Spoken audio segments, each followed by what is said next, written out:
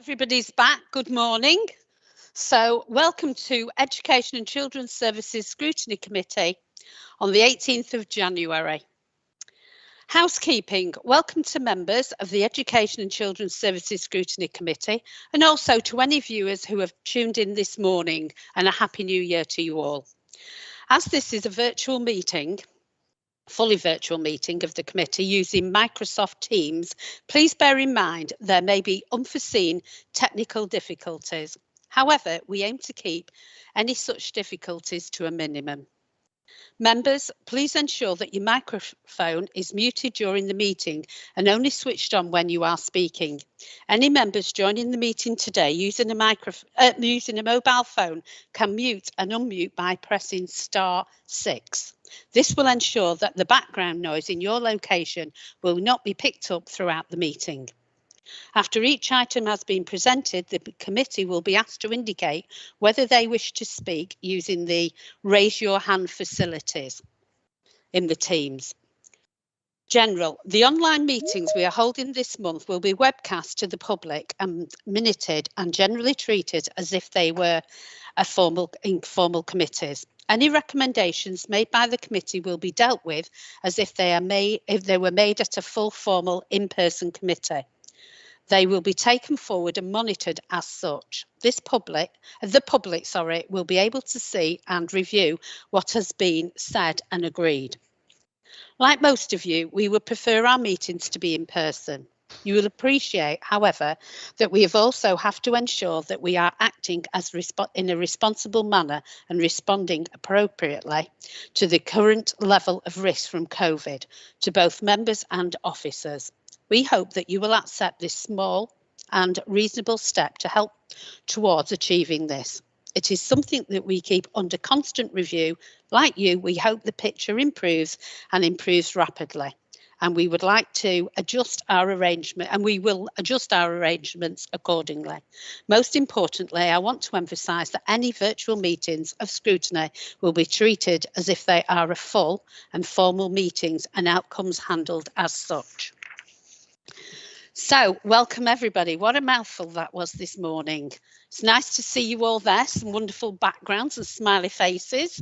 So, for the members of the public that can also see, we're all happy to be here and happy the sun's out, and we're here to represent you and hope we get better outcomes. So, to viewers watching on the webcast and to members of the committee, officers in attendance and presenting this morning are for item 4, Barbara Bath, Interim Director of Children's Social Care. Give us a wave, Barbara. And then we've got Brendan Lee, Head of Service, Looked After Children and Leaving Care. Come on, Brendan, get your hand up. Item 5, Ruxana Sardan Akram, Interim Public Health Consultant. You waving? That's good. Karen Goslin, Senior Public Health Practitioner. Well done. And Chris Lee, are you there, Chris? I've not seen you yet.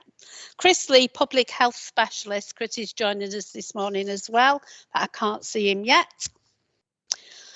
So we'll move on now to item 1, which is apologies and replacements. And Stan, we've had some last minute ones, haven't we? So if you'd like to bring those forward for me, thank you. Thank you, Chair. We've had apologies from Simon Smith and one replacement, County Councillor Serridge for County Councillor Barnes. Thank you. Thank you. Moving on to item 2, disclosure of pecuniary and non-pecuniary interests. Members are asked to consider any pecuniary or non-pecuniary interests they may have to disclose to the meeting in relation to matters under consideration on the agenda. It would be most helpful if you could let me know now if there are any to declare. Hands up or no? Everybody looking happy? Thank you. We'll move on to item 3. Minutes of the meeting on the 7th of December 21. The recommendation is to agree the minutes as a correct record. Anybody want to say anything? Would somebody like to propose the minutes for me? Stephen Clark, thank you. Oh, Anne Cheetham, thank you. Stephen, will you second them then, please? Thank you. Moving on to item 4, children looked after, education, employment, training, housing, school transitions and health. It's presented by Barbara and Brendan. This report is prepared for members of the Education and Children's Services Committee to provide a progress update in relation to the work being carried out in the three specific areas: children and young people not in education, employment and training, children and young people and housing, and children and young people school transitions. Lots of questions I'm sure we will have this morning, so if you would like to start, please. Thank you. Shall I just start by way of introduction and then I'll pass over on to Brendan? That's great.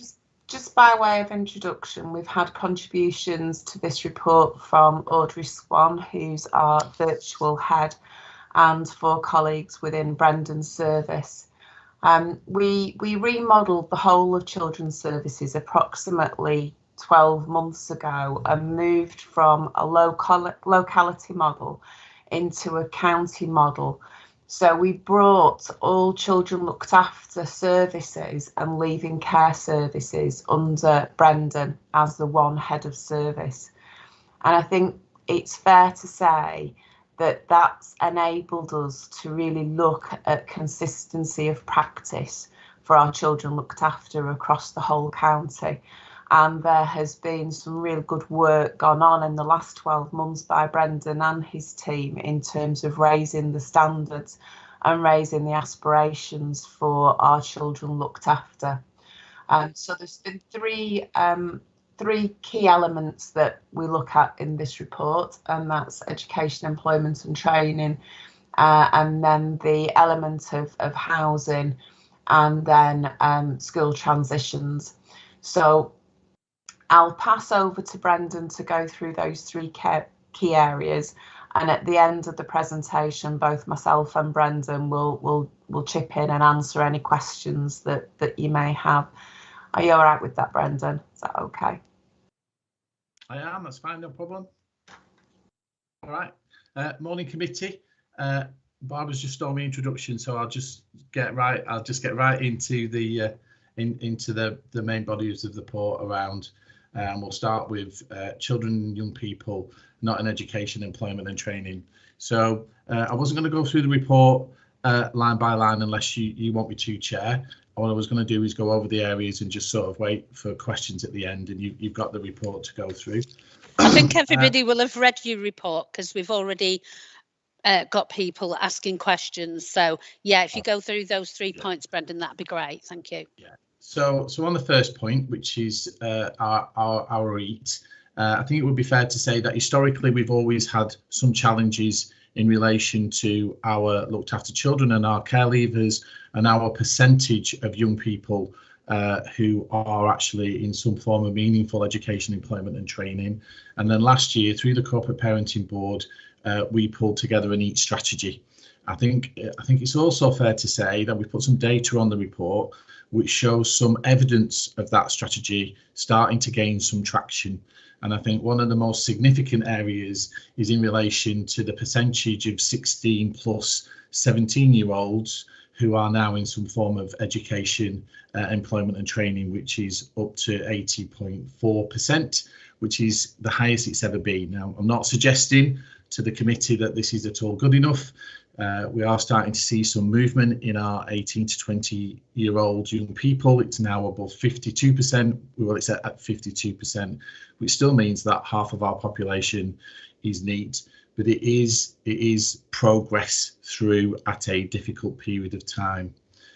Just for information as well, the 4 main areas of the strategy were in relation to our corporate parenting responsibilities. That's everybody from the Corporate Parenting Board to all of our partners.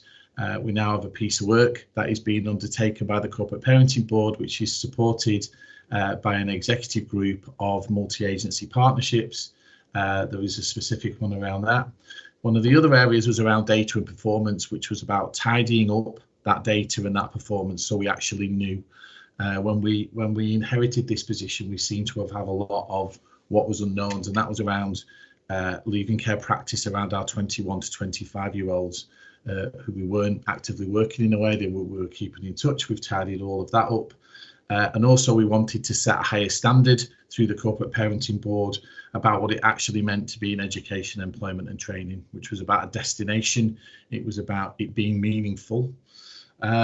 We made sure that we brought in all of our relevant service agencies and partnership to leads on and are accountable in the different sections. And apart from that, we raised aspirations. So we wanted to work more downstream. So why that figure of 16, 17-year-olds at 80.4% is so important is that we hope that if that is a meaningful destination and we have that percentage of our looked after children in that education or with that plan, then that will transition through into leaving care and there should be some continuity there. I'll put some examples of key sort of performance areas. One of the areas that I think we're particularly proud of is we wanted to increase the numbers of young people attending university, and that has doubled this year, and that's through what has been a particularly difficult time. So I think that there's a lot of information on there. I think it would be fair to say, in summary, it is a challenging picture. It's really difficult. We're struggling with quick fixes, but we have an awful lot of work that is ongoing through Corporate Parenting Board and through partners to try and improve that picture. And I'm hoping we're starting to see that traction. So the next one I was asked to report on was children and young people and housing. Again, I think there's some long-standing complex issues around our housing sufficiency, particularly for care leavers. It is a complicated picture in relation to we have 12 district councils, but for the first time in a long time, and it has taken us a long time to develop this, we have a care leaver accommodation protocol that we have pulled together with our registered social landlords, the MHCLG, which I can tell people what that is if they like, our young people and our service. So that's about improving that picture. It's taken a long time because we've had to work with partners and it is incredibly complicated in Lancashire because we have so many, but that is about everybody's duties and responsibilities. And again, through the Corporate Parenting Board, we have a project area that is starting to work and senior officers attached to that. We've also had a successful bid on the Lancashire House project. This is something we're really keen to promote and to support. And again, it's a project that I think there's only 8 councils across the country that have been successful in their bid, but it's something we're really proud of, something we need to get working with and progressing. And it also is very much reliant on that partnership. So it is absolutely reliant on that protocol. We have some further challenges right across the whole of our looked after population. I'm sure Barbara can talk about our fostering sufficiency. We have some challenges in finding children's home placements. That is becoming increasingly more challenging, and I can ask any questions on that. And that's really sort of emphasised by the increase in cost that we're seeing for each individual placement, and it's around the stability of those placements of what has been a very, very difficult couple of years. And then we talked about children and young people and school transitions. Normally there are the more challenging areas are the two transitional points for our children from nursery to primary, from primary to secondary school. And for all of our children, this can be challenging and often so more for our looked after children. To reflect this, Audrey has, and along with ourselves, we've got a new personal education plan, includes a section now specifically on the plans to support planned transition. The new personal education plan is more challenging for social workers and PAs to complete and fill. It's more age appropriate. It's just a significantly better plan and orderly, and it is more aspirational as well, and it's dealing, but it actually picks up those transition points in a better way. With respect to what support is needed for those young people during that period of time. Audrey will also be very proud of the fact that she has developed a team to support our young people specifically, and Audrey has put on the report the amount of data and referrals for that team. So the next steps for us, what are we going to do to continue to improve? So that's about our vision really, and it impacts on all of these areas that we've sort of touched on in the report. There's everything in there which is important to us around home stability.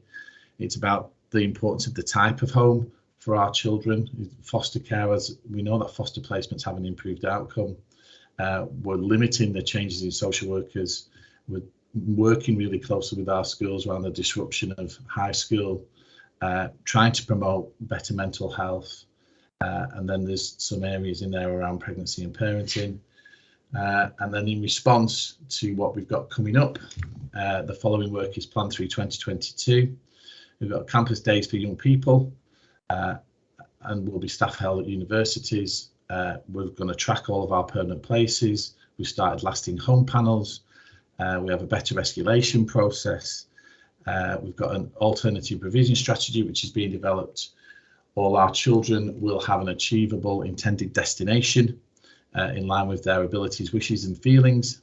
Employment, training, stroke coaching will be delivered to all personal advisors in the leaving care service. And we've got, as you can see, there is an awful lot of work going on in there.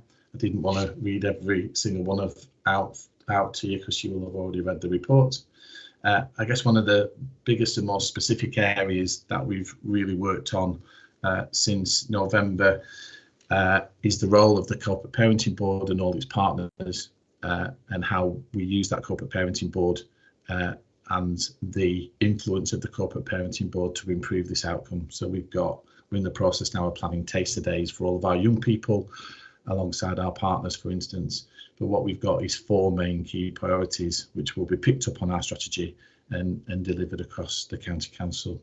So that is a whistle-stop tour, because I know I've only got 15 minutes, so I probably haven't done it as much justice as I could have done. But there you go. Have you got any questions, anyone?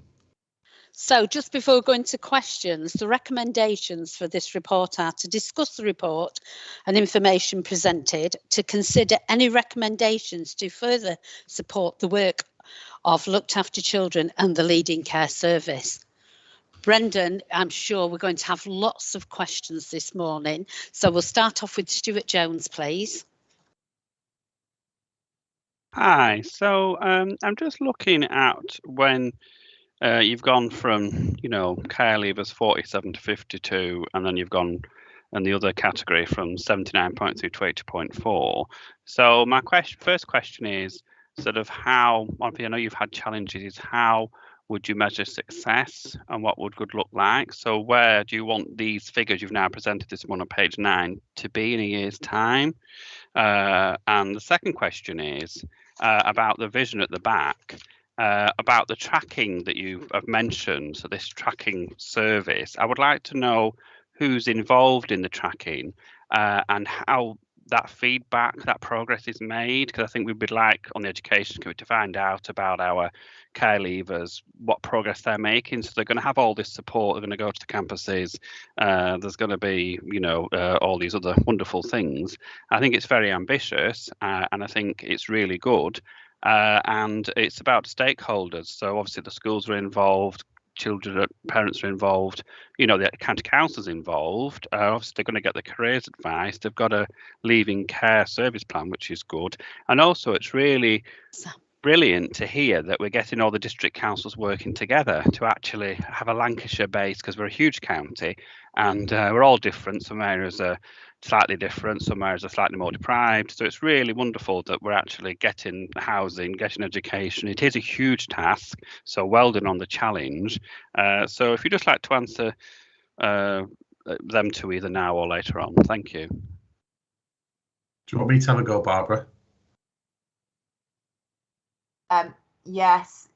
I was just reading the chat. I don't know if you want me to come on in terms of Nuida's comment about conflict of interest Andrea. Nuida's going to come on. I said she could come on and speak, but she will come on if she puts her hand up for a turn. Is that okay, Barbara? Yeah, I just wanted to say, from my point of view, I don't think there's a conflict of interest in terms of being a panel member for an agency with this report. So I just wanted to clarify that from my I just asked advice as well. So. Yeah, that's why I thought you were doing, and I just wanted to come in from my perspective. I don't think there's any conflict. Thank you. Get your hand up, Nuida. Okay then. Right, sorry, go on. Yeah, Brendan, okay. I'm happy to. Yeah, so if I can remember, I can remember all the points. If I don't, please just pick me up if I haven't answered it all. I guess what does success look like? Success looks like 98.999 or 99.999% of our young people in some form of education, employment and training. That's what success looks like. And that is right across that cohort. But I do fundamentally believe that it starts, that will only be achieved if we start with all of those pieces of work and all of that aspiration for our young people as soon as we become involved, some at a much younger age, which is what I'm hoping people will pull out of the work that Audrey's done with the PEP, having a more focused PEP at a younger age, and all of our work. That still doesn't mean that we abandon our care leavers who are 18 plus, and that's a full court press, as I would refer to it in the service. That's about every single care leaver having a personal advisor and having a personal advisor who is focused on all of that. But also those other parts of those strategies, you're quite right, this is a multi-agency approach. But success is that. I think it would also be fair to say that it's a difficult landscape out there for 18 pluses and 19-year-olds to get jobs, full stop, but also to get jobs which are meaningful leading to careers. So where do I want to be in a year from now is a really good question. I want to see, I guess what I absolutely want to see is that progress, however, even though it's small at the moment, to increase and to keep on increasing. And I want that to be month on, which is what we're now reporting on and tracking on. And part of the tracking is done through our business intelligence, and we have what we have now Barbara loves our tracker that we have for our looked after children, and that's part of that tracker that we then monitor. In a year from now, if we could replicate, if we could have our 16 to 17-year-olds, I'm always really nervous about this, if we have our 16 to 17-year-olds at 90%, and we have our care leavers touching where our young people are now, because we'll have had a year for those 16, 17-year-olds moving in to being 18, 19-year-olds. If they're at 80%, I think we have done extremely well. But the one thing I do know is it will take all of those things. I mean, it is ambitious, you're absolutely right. And there is a lot of different strategies on there, but they're all meaningful. They all make an impact. So I think that answers that first part of your question, or I hope it does. That's our ambitions. Can I just jump in on that as well? I think it's fair to say that we've got to be mindful of the starting point of some of our young people when they become known to Brendan's service, and at what age they become known to the children in our care service.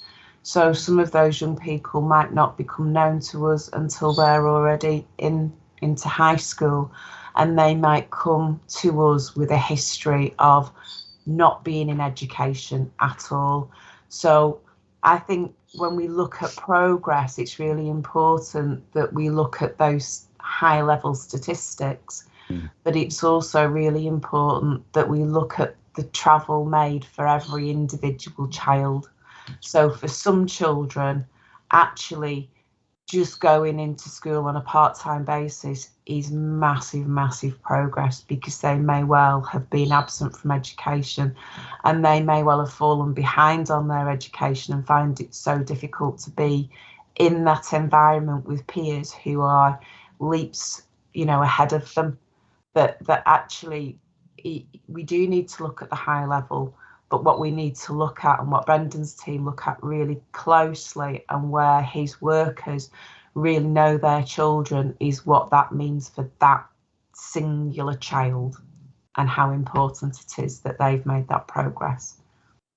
Sorry, Probably Brendan, in I a just way. wanted Yeah, to... no, you're right. Absolutely. It's probably we're able to do that now in a way that we weren't able to do it before, that detail that we know. I think the other part as well about measuring that progress is looking at our partners and seeing how they're doing. So looking at, you know, trying to compare that to Blackburn and Cumbria, which is something we haven't done before. So it's understanding their stories as well and their progress. And as the report says, you know, we're not in a different place than they are, but I do think we've started to see a little bit of traction, which is not seen everywhere else. So there's some measurement in that as well, isn't there, as well, I think. Are you okay with that, Stuart? I know your mic's not on, but I'm lip reading you, saying you are. So we'll move on to Councillor Sue Hine, please. Yeah. Thanks, Chairman. Thank you, Brendan, for your excellent presentation. And I'm really proud. It's a great achievement for Lancashire to get accepted on the National House project. At the bottom of the section, it says we're currently at stage 3 of the implementation process. We're looking to recruit staff early next year and identify a base for the project. Does that mean a geographical base or an administration base? Right, okay. So what the base refers to, I was just checking I wasn't on mute, sorry. What the base refers to in relation to the National Housing Project is part of the National Housing Project has a base where you can come, you can touch down, you can seek that support from your personal advisor or from your social worker. And that support covers a wide range of things. Are you having problems with your electric bill, or are you struggling with budgeting? It's somewhere where you can come and have a cup of tea. It's everything in there, from having a cup of tea to a slice of toast, to doing your washing, and it's accessible not just between the hours of Monday to Friday 9 to 5. So it's a sea change in relation to practice as well. And it's about fostering that relationship. So our approach, because Lancashire's so big, is to start with a pilot base, which is supported by those staff. But we would need more than one base in a geographical area. I think that answers your question. So that's what the base does, but we need to start with one and make sure that that is absolutely right and running properly and is located around the other parts of the National Housing Project. So what properties have we got access to? Where is our partnership really strong? And develop that. And if we get that pilot right, then that is about spreading that out across Lancashire. And that's why we're very keen on the National Housing Project, because where we have seen it work, we've seen a significant increase in what we would now refer to as lasting homes, which is what it's all about, that ownership around that house and that support that you need. And we know that some of our care leavers and young people don't need support up till 5 o'clock. They need it past that. Sometimes they need some support on a Saturday. It's not about getting into crisis and then asking for support. And that's what the base facilitates. I hope that makes sense. It does. Thank you and good luck. Thank you. Now move on to Councillor Anne Cheetham. Thank you, Chairman, and thank you, Mr. Lee.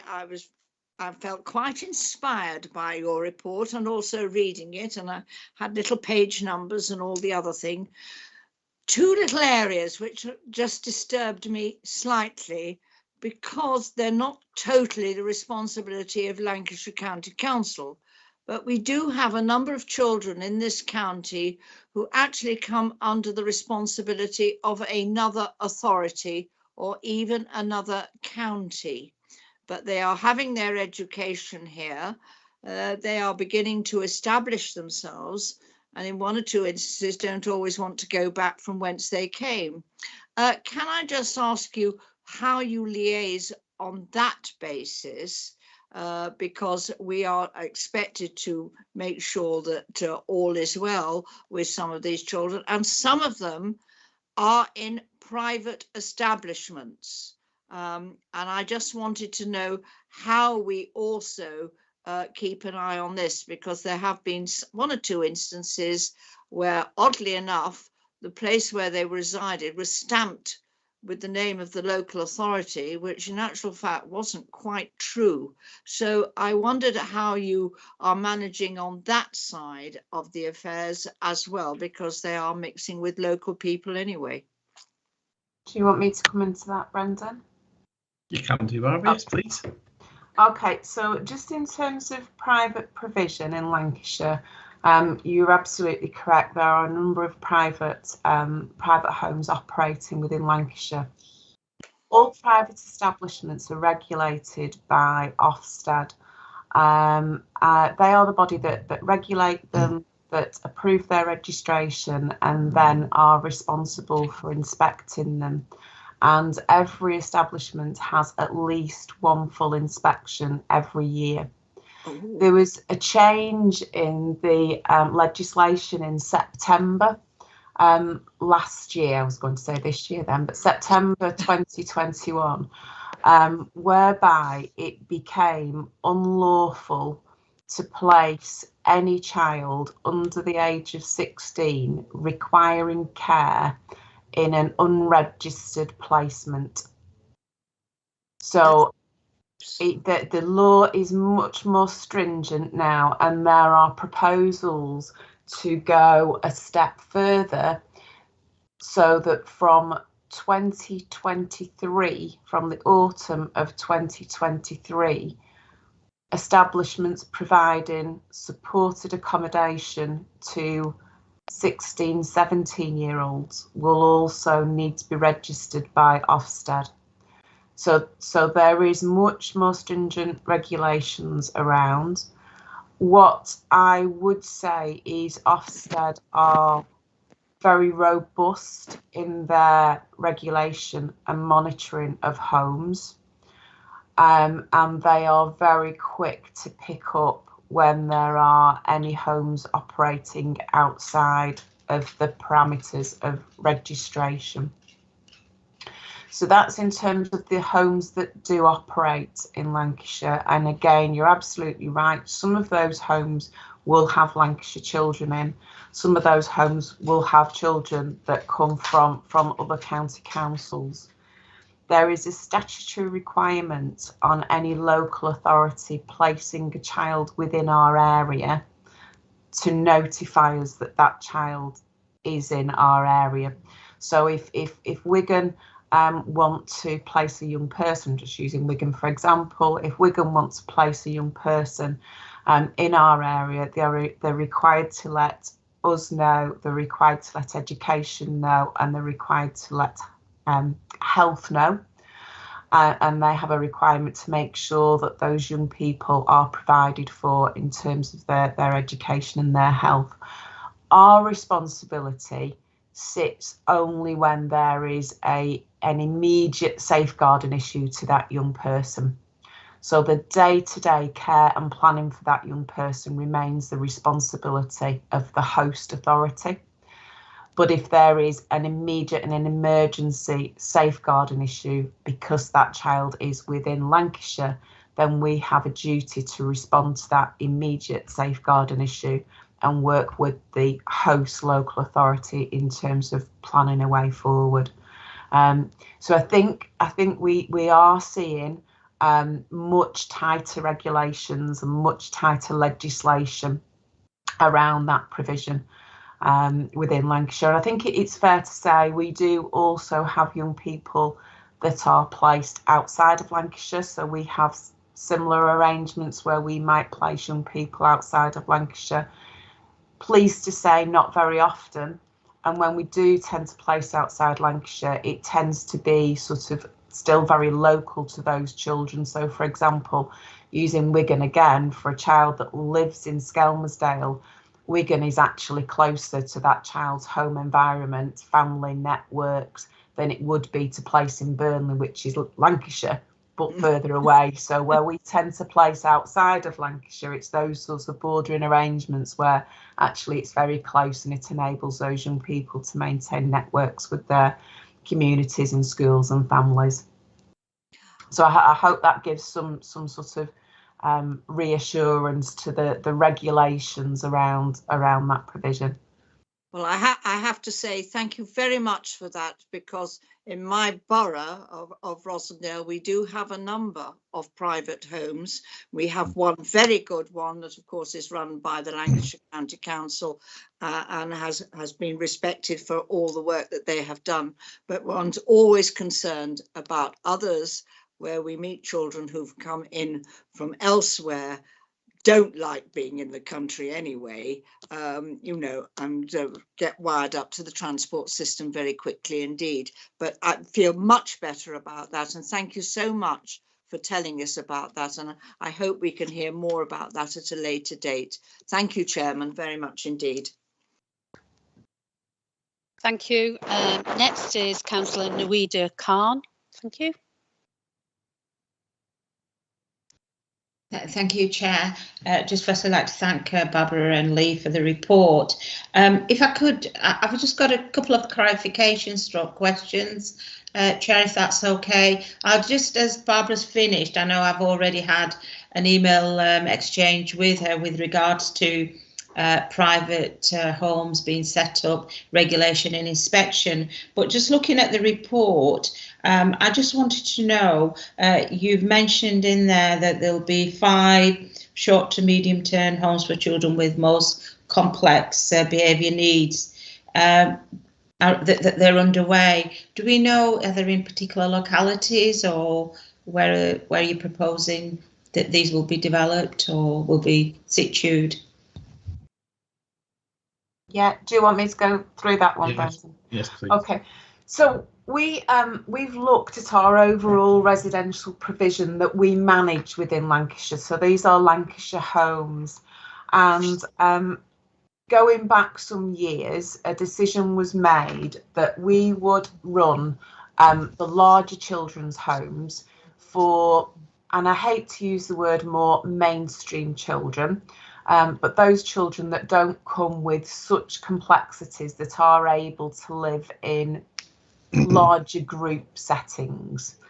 And you may think that 6 isn't a large group setting, but actually these are 6 young people that come with all different experiences from different families. So, you know, how many of us would like to sort of live with 6 colleagues? It would be quite challenging.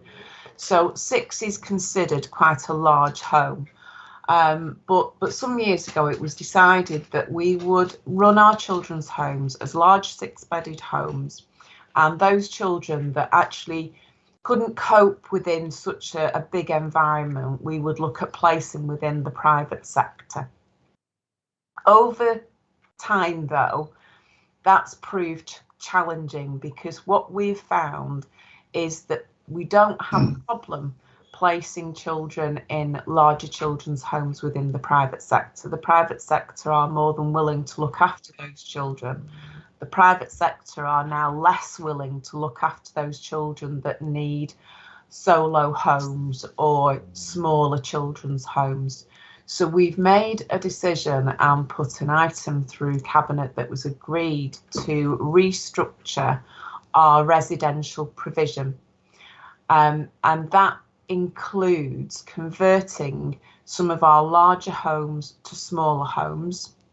So we have a plan for, and it's already happened, so Belvedere Road Children's Home, which is at Thornton, has become a 3-bedded home as opposed to a 6-bedded home.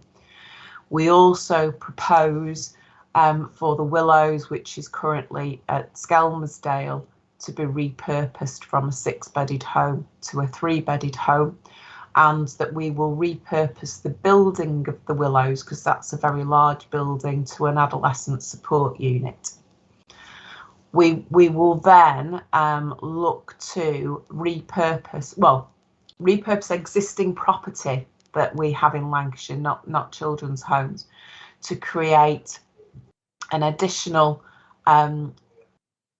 3-bedded home, and a home which will be an emergency placement home, because one of the things we find is children that actually need to be placed in an emergency, quite often 5 o'clock on a Friday night, that we might not know that much about, can be quite disruptive to place them in a children's home alongside other children that live in a very settled, stable environment.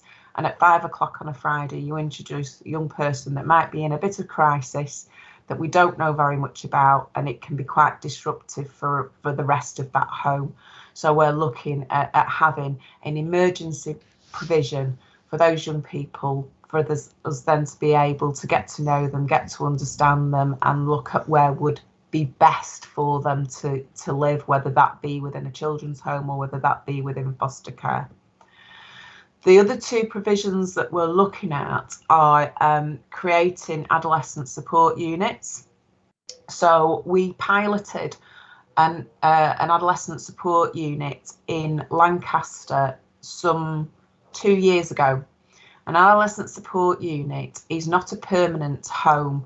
It offers a range of outreach support and weekend respite support to really support those children and those families who are at crisis point and who are at risk of coming into care unless we can offer some additionality to outreach, so some time out, and that's time out through respite, and that's respite sometimes for that young person to be away from their parents for the weekend and have that breathing space away from their parents to talk to experienced staff about what's going on in their life. And sometimes that's respite for the parents, just to be able to have a breather from the sort of day-to-day stresses of looking after, you know, their child. So we piloted a home in Lancaster 2 years ago and found that that's been really, really successful in preventing young people coming into care. And we're looking at establishing 2 more. So we're looking at establishing a home in the east of the county. And as I said, we're going to look at repurposing the Willows building, which is central, so that we've got provision across the whole of the county council. We've been really fortunate in that we've been able to identify some properties which are Lancashire County Council properties. They've previously been used by adult services, and they are now surplus to requirements. So we are looking at how we can update and modify those buildings so they will be fit for purpose for children. And as ever, we are looking at our children's homes provision for in-house being accessible across the whole of the county council. So we're looking at having 6-bedded provision in all localities alongside the smaller 3-bedded provision and the adolescent support units across the county council, so that we can support young people to try and remain as close to their communities and as close to their family networks as we can, because we know that's important. We know that if we move a young person from Morecambe to Burnley, that there is such a pull to return to Morecambe that they will sometimes jump on trains or go missing or do what means they can to get back to Morecambe. So we don't want that. So we want to have provision across our communities for our children to stay local. Does that answer that, Edith? Yeah, it does, Barbara. Thank you so much. That was very informative. Just a last request really on that. Is there any chance that, you know, like sending out a sort of list of where all our children's homes are and the types, or do we have that on a website? I don't know whether that information is out there. There's no reason why you couldn't have that information. We obviously don't put that information on a website, and we don't make that information available to the public because these are our children's homes. And likewise, I wouldn't want my address put on a website for all to see. It would be wrong for where our children live to be put on a website for the general public to be able to point the finger and say that's the children's home where Lancashire children in care live. We try and make our homes as fitting in with the community as we possibly can, and we try, you know, and and work with our young people so that they are part of the communities that they live in. And I think that was borne out last year when, you know, when we were in the pandemic, well, the year before actually, in the first lockdown, where our children in our children's homes, you know, really supported the communities that they lived in, and were recognised for an MJ award for the support that they provided in the communities. So we wouldn't want to be sort of put in a list available to public to say, you know, these are children's homes. Yeah. No, I meant for members. Sorry, I think it's just the way I worded that. Yeah, yeah, absolutely. Yeah. Thanks, Barbara. Thank you very much for that. Yeah. I think, Chairman, we must also remember what happened in Rochdale and in Doncaster because of publication of certain establishments, and we must never fall into that group again. Thank you, Anne. Next, we've got our youth member, Evie Ball. Thank you for being patient, Evie.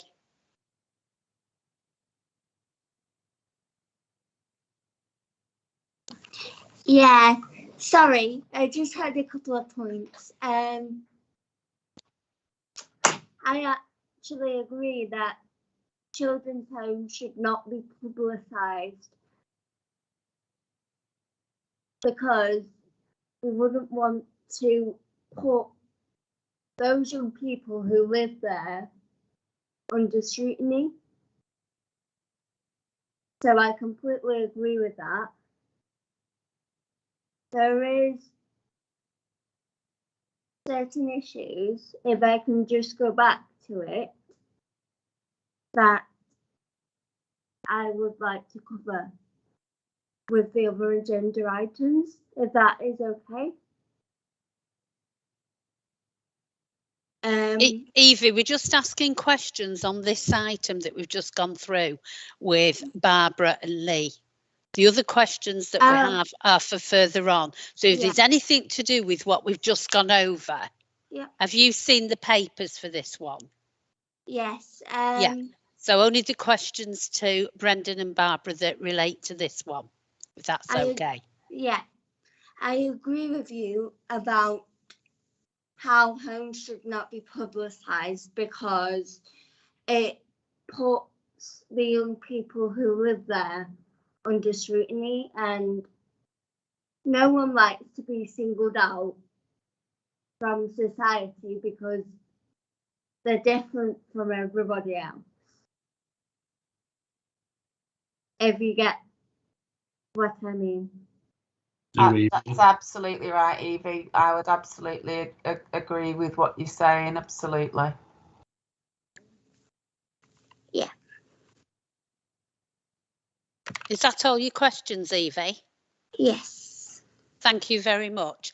We'll now move on. We've got Braden, please. Braden is also one of our youth members. Thank you, Braden. Thank you, Chair. What I just wanted to ask is, when young people are obviously in these situations and they're in one of these care homes, for how long will they usually be there? And if they are there for a long period, are there any initiatives you take to sort of bring them into local sports or something that can act as a comfort, if you will, to them? Thank you. Do you want me to have a go, Barbara? Or yes. Both? Yeah.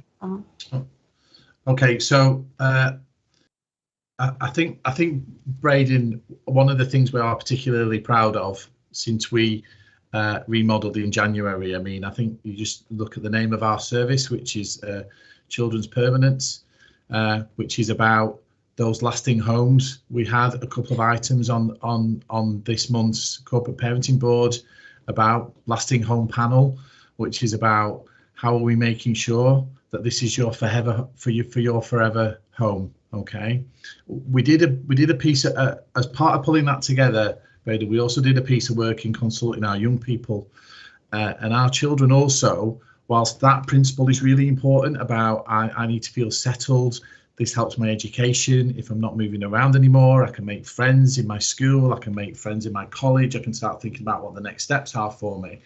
They also always want that option open of going home. It depends on what the reasons are for you being in care, but if some of those issues are resolved, then as a good social care service and as a good local authority, we should always have that option open. So one of our key principles is this has to be the right place at the right time, and you need to be able to consider that as permanent and your lasting home. But we're also there to help support all those other elements and parts of your life.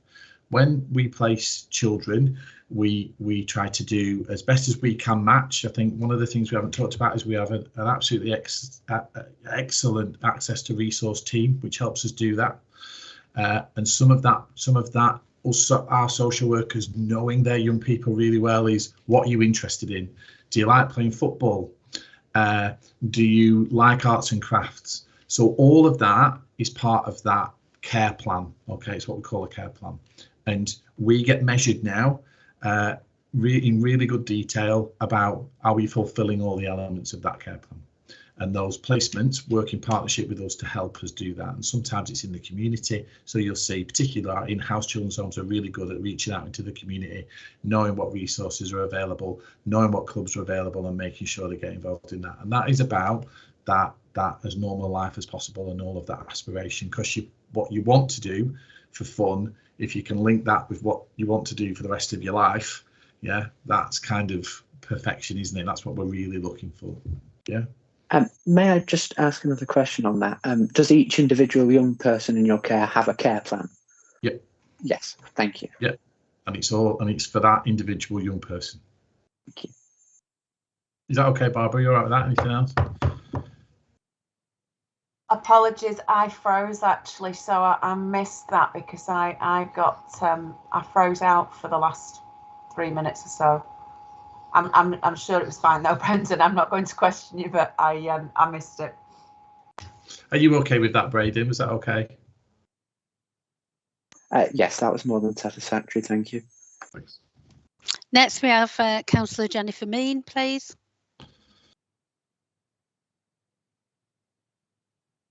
Yeah, thanks, Chair, and thanks, Barbara and Brendan. A really good presentation. I'm just a bit concerned that we've always had aspirations in Lancashire and genuinely, care about particularly our children in care. And I'm just looking at the house strategy, which looks absolutely fantastic, but it really is very early days, and it's a plea to get on with it as quickly as possible. It says in the report that we'll be recruiting for the project early next year. I presume you mean this year. Yeah. And does it mean this year or does it mean in April? The children's homes, at long last, we seem to be going in the right direction, and I've talked to you about it, Barbara, but I do feel it's really, really important for you and Brendan to keep your foot on the pedal, because we know how slow the wheels turn within property in particular in the county council, and it's just a plea to you to make sure you're on top of it all of the time. And the other area that it's also a plea from me, and that's the EAT strategy. It's really, really pleasing to see that you're including representatives from further education colleges, employers and other services. And my plea is, when you're having those meetings, will you also put in a word for the young people who are not in our care, 16 to 17-year-olds, that aren't in education, employment or training, and actually get very little support from anyone, anywhere at all. And I think sometimes they're the forgotten ones. So it's a plea for you in your position, to emphasise that there are other 16 and 17-year-olds that need that support as well. I think that's really important. I think that's a really, really important point. And I think I have to say that I feel now we're working much closer with colleagues in education in terms of identifying some of those children and really looking at those, what's going on. And we know that missing education is one of the biggest risks in terms of young people becoming involved in exploitation and all those issues. So it's absolutely key that that we have an eye to those young people. sorry, apologies, something just popped up on my screen. There was something else I was going to respond to then, Jennifer, and it's just completely dropped. I think if it pops back in, Barbara just interrupts me here. So Yeah. I think some really good points there about the wheels turning slowly. Just for your reassurance, I think myself and Barbara are more determined about this than I have done in a long time, and I've been around a while. I think there is a tie-in now with the Corporate Parenting Board and those 4 individual areas, which will also help us to, how do I say, apply that pressure and keep that push down really hard, because we've been very transparent there and saying this is the areas, and we're having to feed back there. And I think to help us do that as well, what we're asking from the Corporate Parenting Board is not what you bring as individual members, but what that political pressure we can apply, or that pressure on partner agencies we can apply as a board, because we don't want these things to turn too slowly. And as for the recruitment of the post, the adverts are out already, and we've got some interviews set up. So it was this year, sorry. When we wrote the report, it was obviously we'd started it just before, I think it was just before Christmas when I went on leave. So yeah, it's this year. We're hoping to get those people in. They are really, really crucial to the project. It's the right people, right motivation, right can do, right aspirations. They're really important. Thank you. That comes to the end of the questions. I'd like to thank both Brendan and Barbara for the excellent report, for the work that you do, what you've had to put into the report and your time this morning. On the recommendations, can we have an update in 6 months' time so we know what progress and how we're progressing through? Because I'm sure through people here, through corporate parenting as well, and people that work in children's services, that we want to know, we're eager to help and get involved. And there's been lots of people asking questions today that have really got an interest in this. So thank you for today. And we just ask, can you come back in 6 months and give us an update? That'd be great. Is that all right with everybody on the committee? Yeah. Yeah, thank you. So thank you for your time. You can have a breather now. Thanks for having us. Thank you. Thank you. So we'll move on to item 5, which, sorry, Barbara, did you find that question before you just went? The only thing that I was going to add in terms of the progressing the residential was that we do have support from the programme office on this now. We've got a programme manager, which I think will be really helpful in pulling together all those elements with property design and construction, alongside sort of the recruitment of staff to support them. So that was the other thing that I was just going to say, just to give some reassurance that we've actually got some dedicated support to that. Thank you.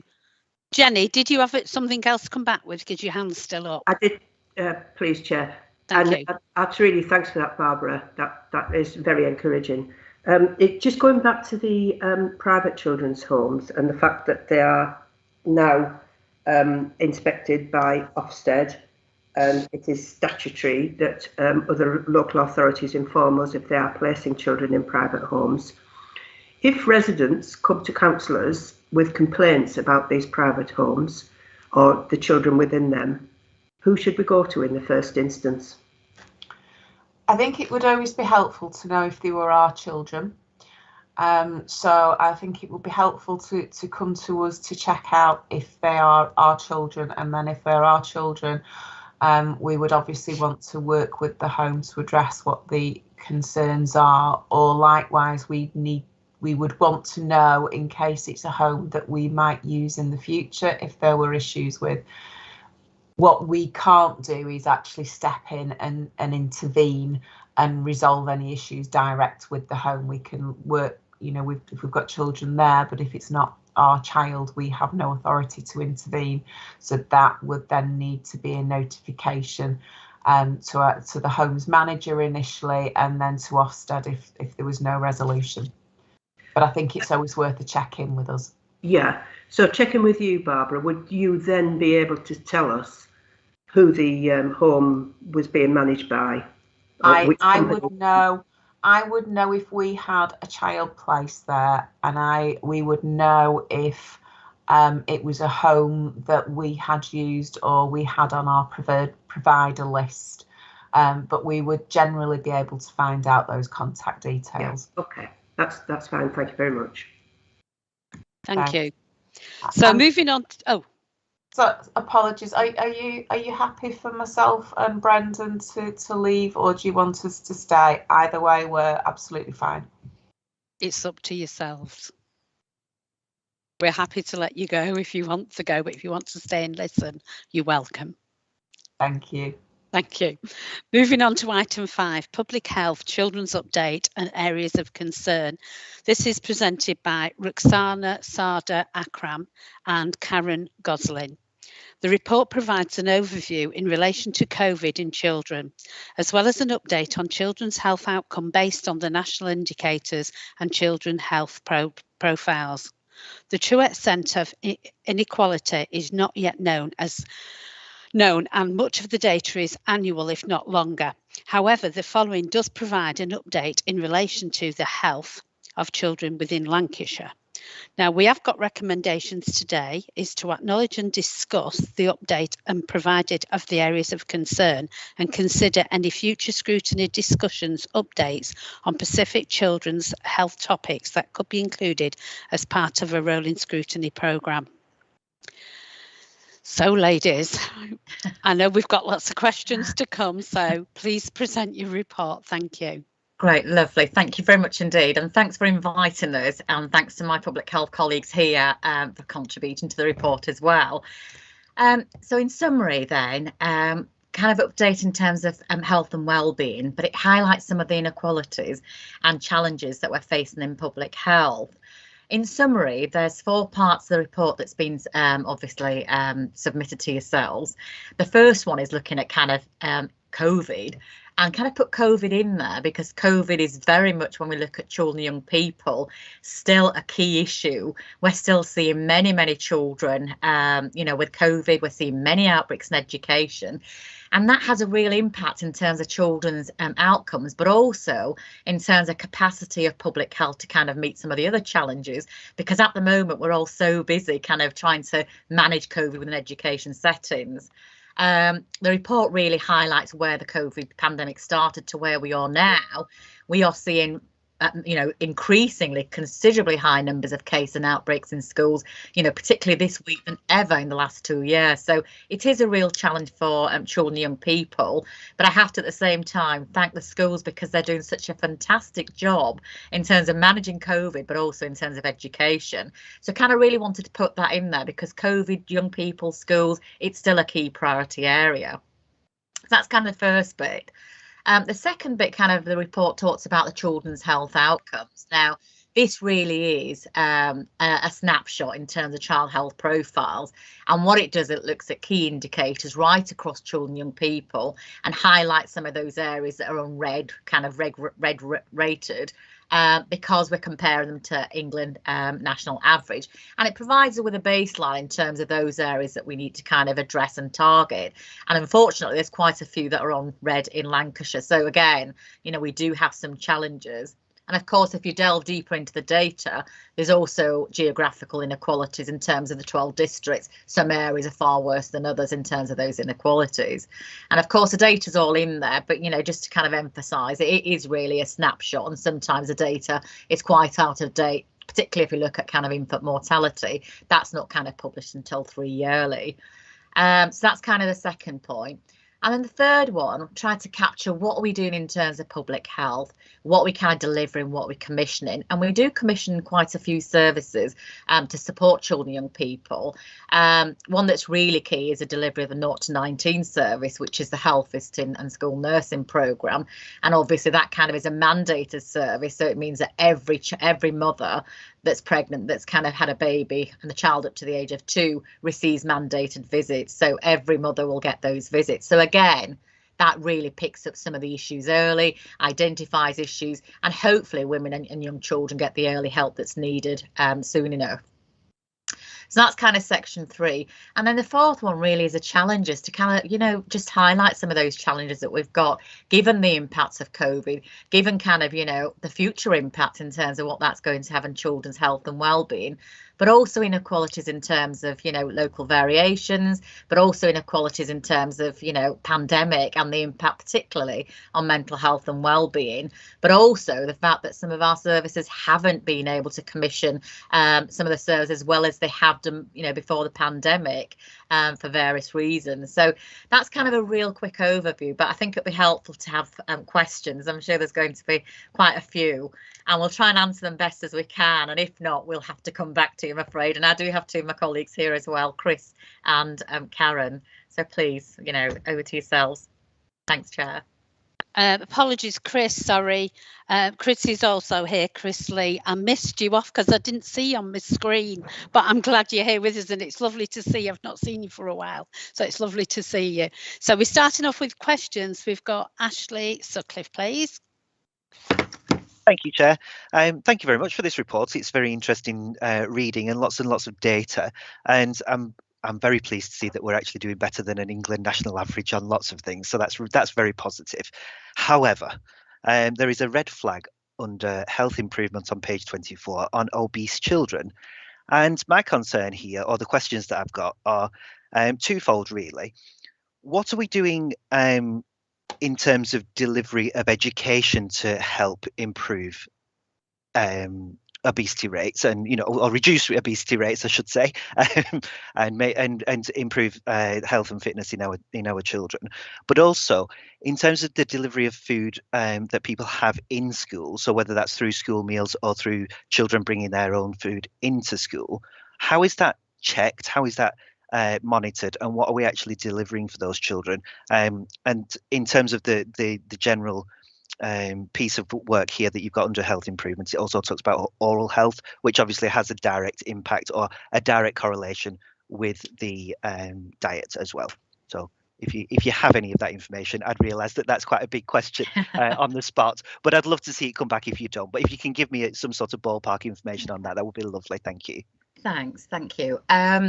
I mean, it sounds like a whole piece of work in itself, and we're delighted to come back and have an overview on obesity, actually, because it's a big topic and there's lots being done on it. But I think in terms of obesity, what we do have is a National Child Measurement Programme, and that's kind of a statutory kind of a programme that we deliver every year to reception and year 10 children. So in some ways, it gives an overview in terms of we kind of do an assessment of all children in reception to kind of measure obesity, but also in year 10. So we get an idea in terms of how many children, you know, are obese.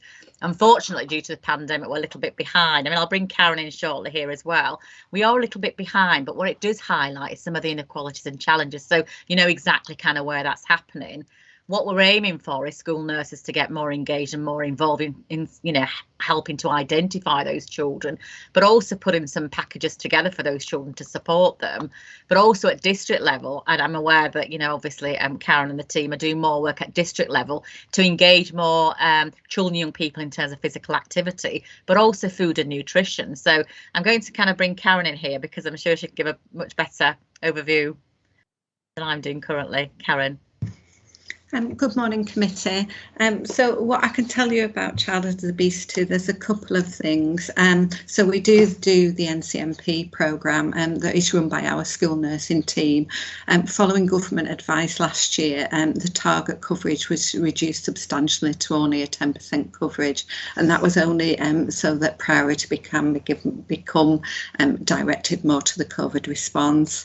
So the NCMP has been restored for this year, and our school nursing team and their colleagues have resumed that programming in our schools. And again, we'd like to thank schools because they give us an awful lot of contribution to that programme. Some of the other things that are happening on the obesity agenda are one of my colleagues, Alison Moore, is just developing a programme with the district councils called PASTA. So that's about play and activities in after the school environment for children to promote physical activity, play and healthy nutrition. So those programmes working with the HAF teams are going to commence in this year virtually. And like I say, that work has started to resume with some of the district councils. We also work very closely with the Office of Health Improvement and Disparities. So we share a lot of their resources with our schools in regarding to that obesity agenda. So things like the 10-minute shake-up and stand-up activities and the PSHE resources that are just been refreshed by the Office of Health Improvement and Disparities. That's a couple of things that we're doing just at the moment. If I come back to the oral health bit as well, we have developed an oral health strategy actually locally for Lancashire, and one of the things that we're looking at is supervised toothbrushing in schools to kind of introduce oral health early. And also what we're doing is giving out free toothbrush, toothpaste and advice through the health visiting teams.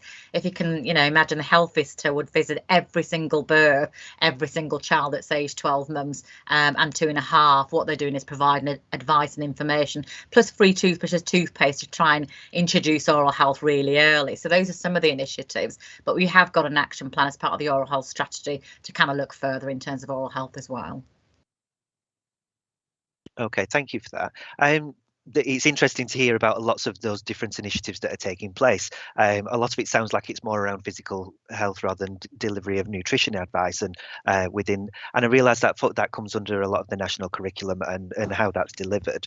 It would be good to see further information coming back on this. So I would like to see a piece of work really coming back to this committee to see, and my concern is that is the delivery of some of these initiatives more localised, or is it across the entirety of the county? Because I don't want anybody to be missed out with this. There seems to be this propensity to focus on children that are on school meals when it comes to how they're being fed, and that misses out a big chunk of other people who are not being checked about what they're eating, and particularly during the school day. That I think that there needs to be a focus there, because whilst they're under the care of the education system, then it's a real opportunity to make sure that they are benefiting in every possible way they can.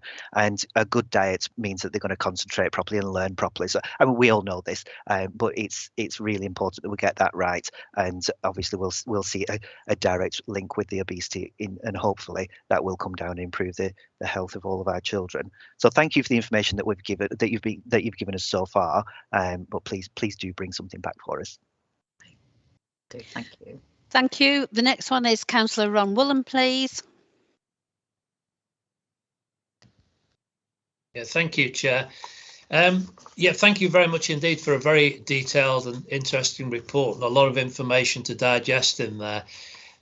One of the key areas of concern that's raised in the report is about mental health and self-harm, particularly during this dreadful pandemic. And I do appreciate all the work. It must be terribly difficult for schools at the moment trying to manage COVID and having the issues of mental health as well to manage.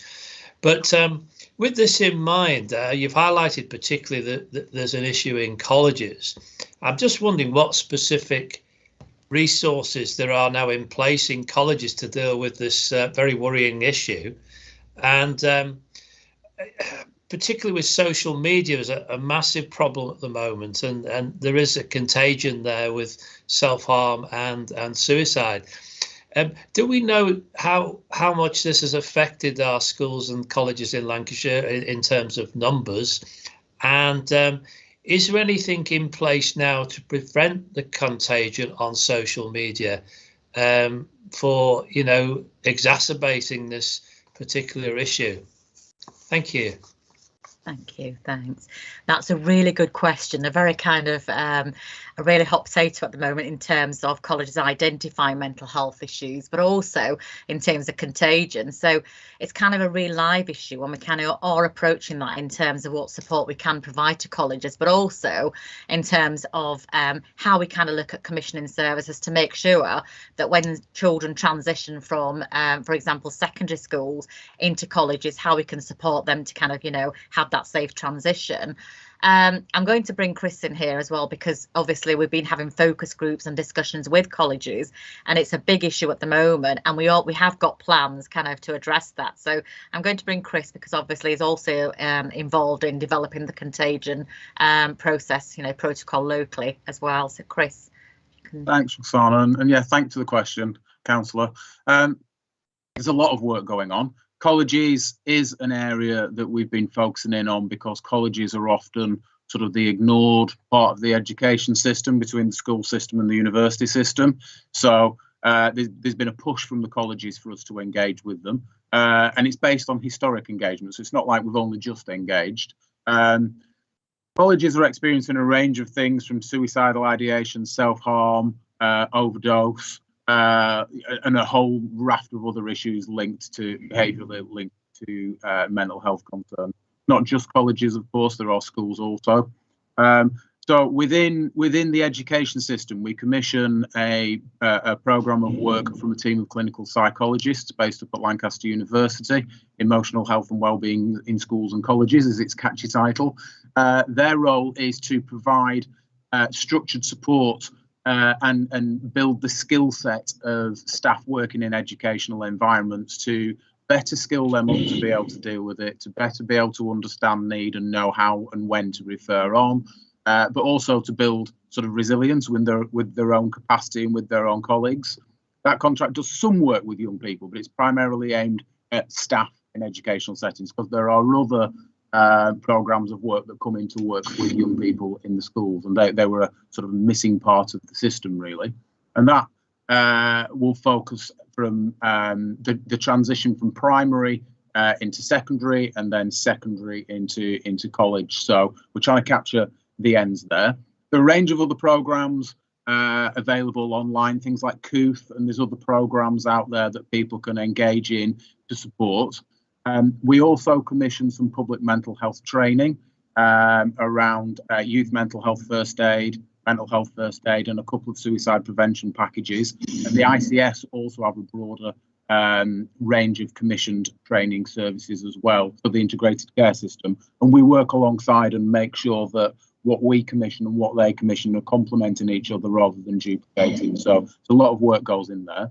We also have a broader piece of work going on around suicide prevention more generally, and I've been to the other scrutiny committee a couple of times to talk about suicide prevention work and to keep people updated on that. Now, in terms of young people specifically, where myself and other colleagues in LCC are linking up with public health leads across the other local authorities, and we're developing something called a contagion protocol. This will link under the Child Death Overview Panel, CDOP, where child deaths are reported to. CDOP have a team working to them, SUDSI nurses, sudden death, I can't remember what SUDSI stands for, I do apologise, but sudden death nurses effectively. We work with them in the instances of child suicide, and numbers are, how do I put this? Numbers are relatively low, but always too high. So Lancashire tends to have about 6 a year. Now, I'm not playing that down. I'm not saying 6 is a low number. I don't mean that in any shape or form. What I mean is that against other things in society. What we're developing is a contagion protocol. So if we feel there is a risk associated with the circumstances of such an unfortunate incident, we can pull a team of people together in order to look at a whole range of interventions. That might be training in the community. It might be colleagues in the police looking at and assessing the social media contents on people's devices. It could be making sure that bereavement support's in place. It could be a range of things that we'll put in place. And the final point I would just make is social media is often sort of derided as being a very, very negative tool. But there was a pretty landmark study came out a few years ago now, which actually showed that for quite a number of young people, social media also plays a positive role, because it gives people a chance to find social groups where they can connect in, maybe where they're being isolated, bullied, or, kept out of other social networks in their own area. So I'm not trying to say it's good or bad. I'm just saying that there are other sides to the equation as well. And we need to be mindful that, for example, just eradicating social media wouldn't necessarily entirely help the problem. It would take a lot of problems away, but it would create great others. So the really complex areas, social media and young people's mental health. I hope that helps. Thanks. Yeah, that's great. Thank you very much indeed for your replies there. Thank you. Please, can I just add a couple Karen, yeah, sorry, I was trying to get thank you. Please, can I just add a couple of points to that one as well? For an early response and early intervention, we also have named school nurses that are available for all the Lancashire schools, and that includes the Lancashire colleges as well. So that the colleges will have a named contact. They can also contact the single point of access over at the Public Health School Nursing Service, and that is available Monday to Friday 9 till 5. So any college can call that number for that initial service contact, so that they might deal with that query or send it on to onward referral. The other provision that we've got over that is accessible for colleges, we commission ORCA to provide an app service for secondary schools, and that's also available for colleges. So what it does, it provides an app library for young people as part of their early self-care, and there are a variety of apps that have been reviewed by ORCA that are specifically for emotional health and well-being.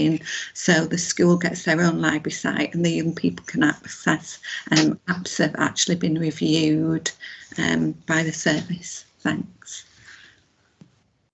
Thank you. Next, we have Councillor Julia Berry. Thank you, Chair. I wish to ask a question and make a comment really about the section on wider determinants of health. Page 24. I just want to flag up about children killed and seriously injured on England's roads. Could I just ask, is this data just about Lancashire? Does it include Blackburn and Darwen and Blackpool? It's just Lancashire data. Right. So, and obviously if we had the whole picture, we'd know that Blackburn and Darwen is probably is identified, at least in 2019, as having the most dangerous roads in the whole of England. And obviously figures are unbelievably high, and it's just I've just got this wider concern about this issue. Particularly, it would be useful if if data was sourced, so that away from this meeting, if councillors were wanting to scrutinise further, interrogate that data, having the source of the data would be really, really useful. And I think it might be useful to have a session on that in general to enable really councillors to be able to go forward and research in their own time and have some reassurance, about the situation we've got with health. So questions I would basically ask about this particular issue was, what is involved? Is it speed? Is it vehicles? Is it cycling? Is it how are these injuries and deaths happening? And what remedies put in place? Are there case reviews? Do we follow through and notify different bodies and agencies? And on a local level, while we are desperately trying to promote and encourage school journeys, particularly. So, if this is an issue around school journeys, I'd be absolutely horrified.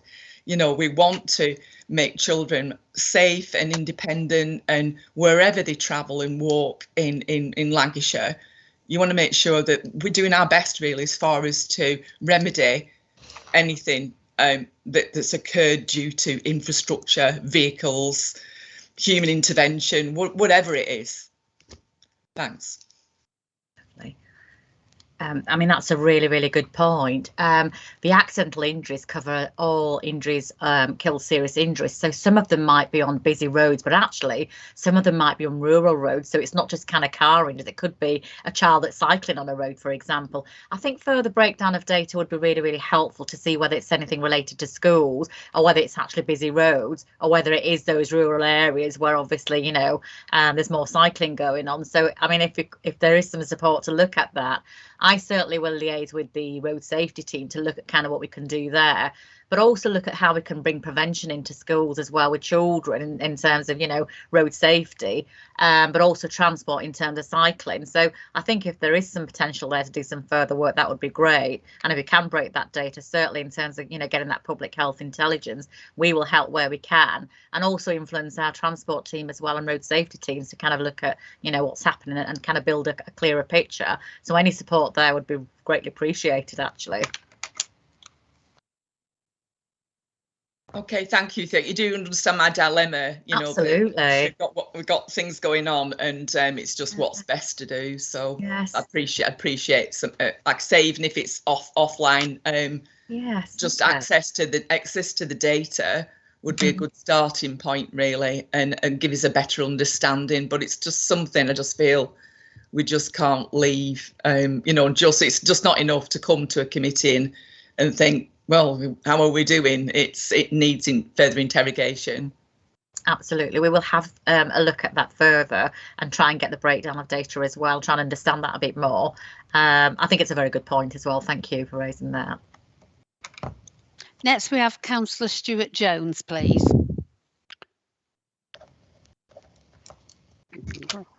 Sorry. Yeah, so there's 2 points to the question. The first one was on page 26 at the top. It says in 2019, themes were anger, lack of physical activity, lack of sleep, oral health, misuse.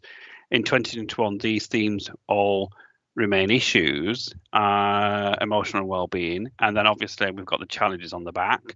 So the question is, what are we doing to try and, you know, mitigate that? You know, I know that we're talking about you know, sort of peer support, you know, posters on on toilet doors. I go back to what Ashley was saying about the healthy eating. How are we supporting young people who may have body image, gender issues? You know, they might be from anorexia, bulimia, but they're suffering in silence. Do they go online? I know you've got psychologists. I'm really pleased with what you're doing in schools. Obviously in universities, agree with what Lee said. Sadly, the college system is in the middle and gets forgotten. So it's glad there's work's being done with those stakeholders to help the students, help the lecturers, and of course, what we brought up in the previous one was peer support. So other students could be, you know, somebody they want to go to with their issues. So I think that's really good, something we could look at for mental health and emotional health, as it says. That's part one. Part two, on page 23, it says at the bottom, GCSE attainment average attainment score 8, and there's a red dot next to it. So in terms of, obviously it's a massive county, we have better you know, results in other areas, and in more deprived areas, you know, we were told, for example, that I think it was white boys and white girls were feeling in the last meeting in December really not good about themselves. So maybe that is affecting the, you know, attainment in certain groups, and I think, as Wahida said, then it'd be nice to see the breakdown in terms of ethnicity, in terms of sort of you know, maybe sort of where they live, sort of what have they had before, so we can get a real detailed picture of what is actually going on in the county. So in the east, is it worse than it is, say, you know, where I live in the west? What are we doing so that every child has the best start in life? And you know, I know certain areas are more challenging than others, so it's really, how do we get that attainment at GCSE up across the county?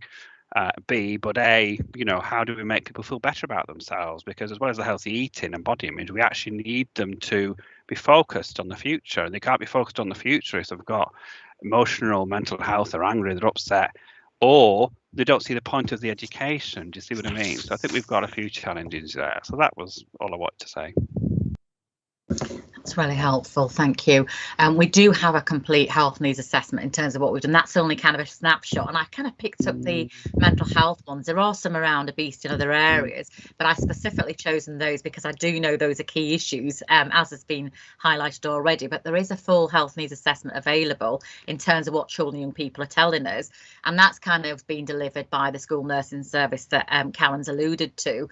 Now, obviously, we've got that feedback, and I think it's looking at next steps in terms of what we can do do in relation to kind of working with those particular schools.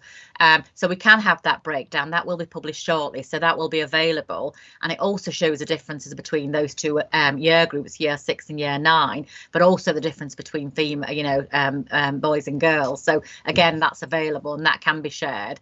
I think it's just been kind of published at the moment. Your point about educational attainment and grade 8 is really, really important, because one of the things that we're picking up, particularly at the moment, and I know the pandemic and the lockdowns has its disadvantages, but one of the other thing is the fact that it's got its advantages in terms of partnership working and kind of working with education services and working with wider services. And one of the things that education services telling us are things like school readiness. So I think school readiness is really, really key. If you're not school ready, you kind of come in, actually it's going to impact on the educational attainment at, a GCSE, kind of the not employment, the need to settle later on. So I think focusing on that is really, really key. And once you start looking at school readiness and looking at educational attainment, you actually start thinking, well, maternal mood, mother's health and well-being, parental capacity to deliver that, smoking in pregnancy, all those become really, really important issues. And kind of how we're addressing those is the fact that we've got a subgroup called the Best Start in Life group, because we've now got these outcomes as part of an outcomes framework for Lancashire, and all those areas that you're picking up on red, we've kind of highlighted them as priority areas. But what we're saying is public health alone can't deliver those. We need everybody from NHS, from education to come together. It's everybody's business to kind of deliver those across all those areas. So a key one for the Best Start in Life group is school readiness, and hopefully that will then impact in terms of educational attainment, reception, but also later on as well. I think it's key identifying that earlier, but also identifying the factors that actually influence that. So that's kind of something that we're really, really focused on. And what we're also doing is looking at kind of place-based priority areas, population health-wise, to look at where those inequalities really are. Is it across Lancashire? Do we need to, have a universal approach, or do we look at more targeted services? And obviously a 0 to 19 in terms of school nursing is doing some of that already, but that's something that we're really, really kind of working on.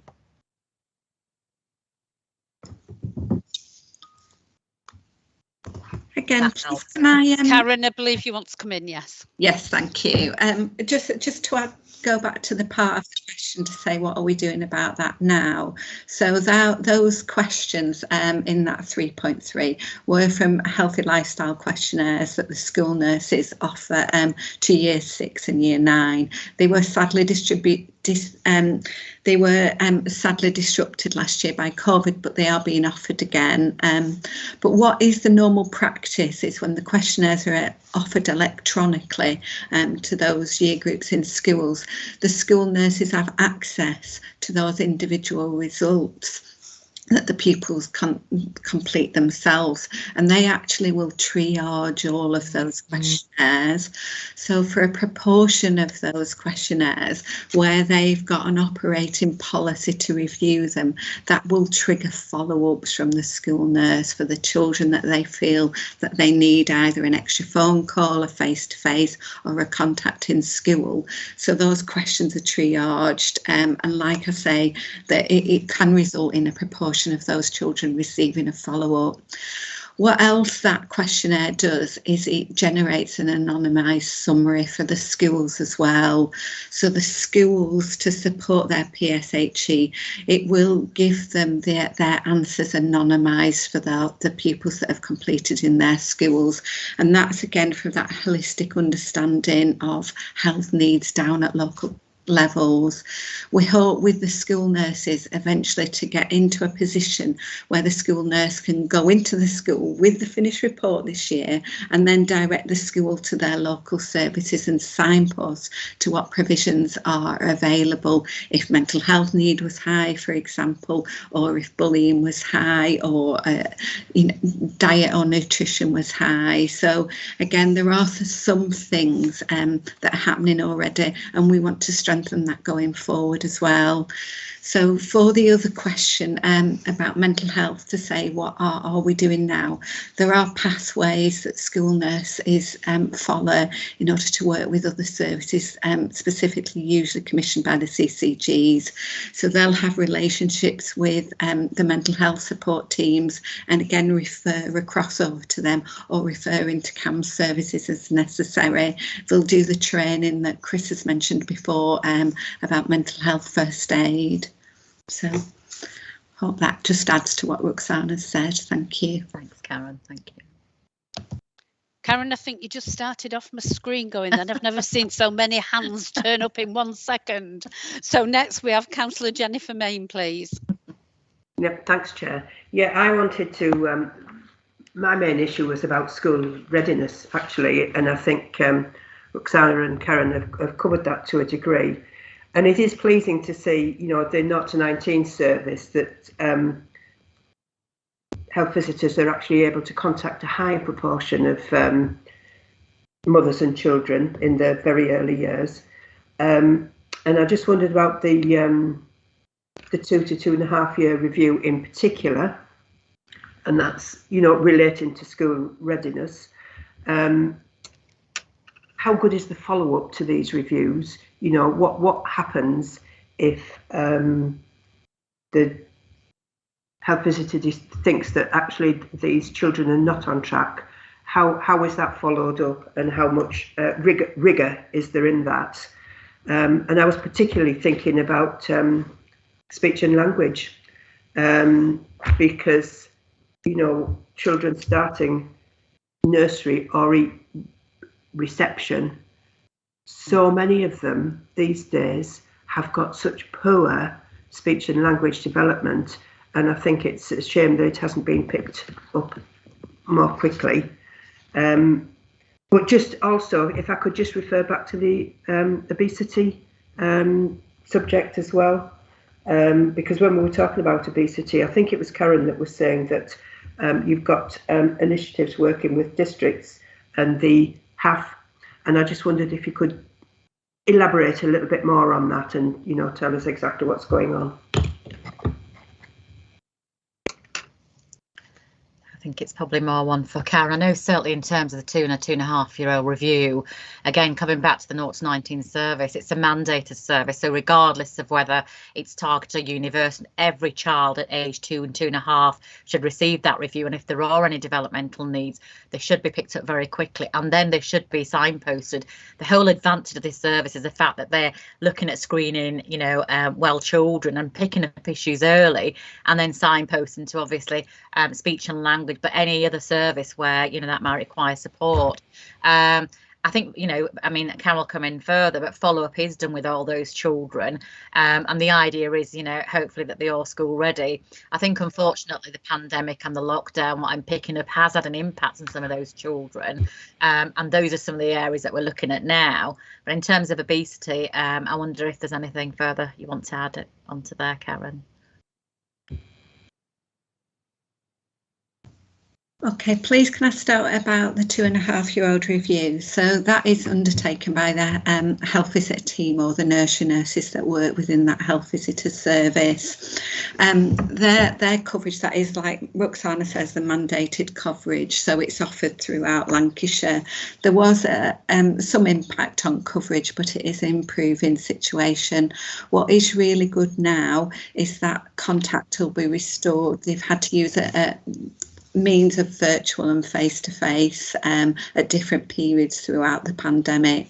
What is good is that the aim is to restore that from us as a face-to-face contact, and what's specifically really good about it is that we've trained all the team, including the nurses, in something that we call ELIM. So that's the early language identification measure.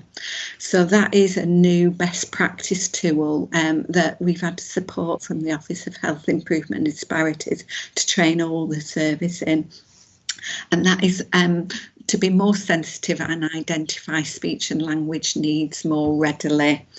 So what, from a practice point of view, what the health visitors will do will be all subject to need. So there'll be some children that will automatically go on a referral pathway, and there'll be some children that receive a follow-up from the nursery nurse for their development to see if that they've improved following the early support that the service has given them. So that will be about self-help tools and resources, Tiny Happy People, some of the speech and language resources that are HID, or even some of the new resources that the BBC produce.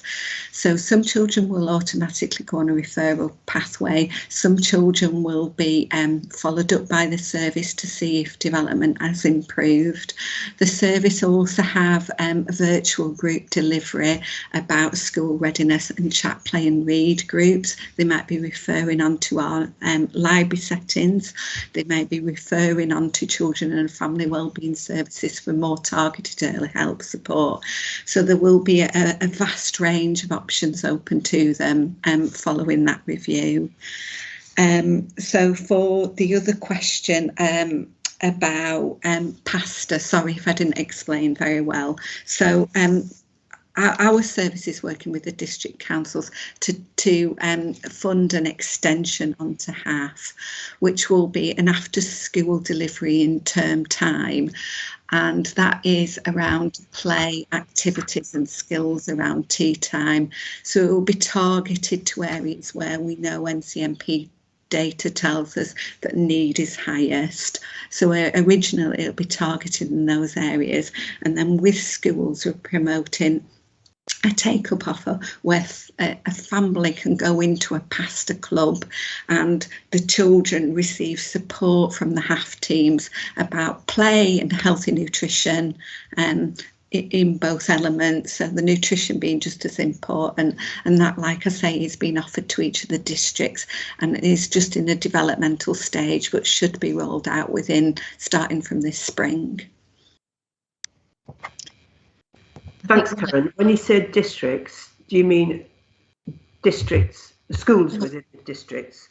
We're working with the district councils, sorry, to instigate those pasta programmes. Okay, can I talk to you after this meeting regarding that, please? Yeah, of course, of course. Next, we have Councillor Ann Cheetham. Thank you, Chairman. Well, obviously, I was interested in page 24 of the report, which was concerning oral health. I used to be a member of the Lancashire Oral Health Committee a few years ago, where I was pleased to say I was part of a group who managed to persuade UCLAN to set up a totally new faculty for dental, our future dental services and training of dentists, and the idea being that we would always have a little supply of dentists staying in the north and working in our things, certainly on a 2-year contract, you know, before they launch themselves into other areas of oral health. I wonder, do we still have those contacts? We are the worst county in England as far as oral health is concerned. Teeth are staple from the time that we are born to the time that we disappear. And I just have to sort of say that I'm very frustrated and disappointed that we perhaps don't do a lot more. And I know that my colleagues have come up with 1 or 2 bright ideas to encourage more activity. And I appreciate the last 2 years or so have been very tough in trying to get appointments, even an emergency appointment, you know, for a young person in great distress, and perhaps have had to rely on A&E because they couldn't get hold of a dentist to try and alleviate some of the problem. So I just wondered if we can just have a little more, or persuade our health authorities as well to have a look at this, because it is the foundation of every little person, of how they drink, how they learn to eat, how they learn to chew 45 times for your digestive system, and then go and clean your teeth, whichever way you do it, and try and keep it up. I have to say I'm most probably personally one of the worst advocacy for dentistry, because I would have been a statistic at the age of 7 when I lost a tooth, of which my mother was absolutely horrified and thought it was going to appear in the local press that a 7-year-old child had lost a tooth due to general decay. But I do feel very strongly, because I don't think parents and children, for that matter, realise how important those teeth are going to be, particularly after the age of 10 and 11, when lots of things start to go awry. They don't understand about what could be happening with wisdom teeth when they're in late teenage, which are absolutely grim.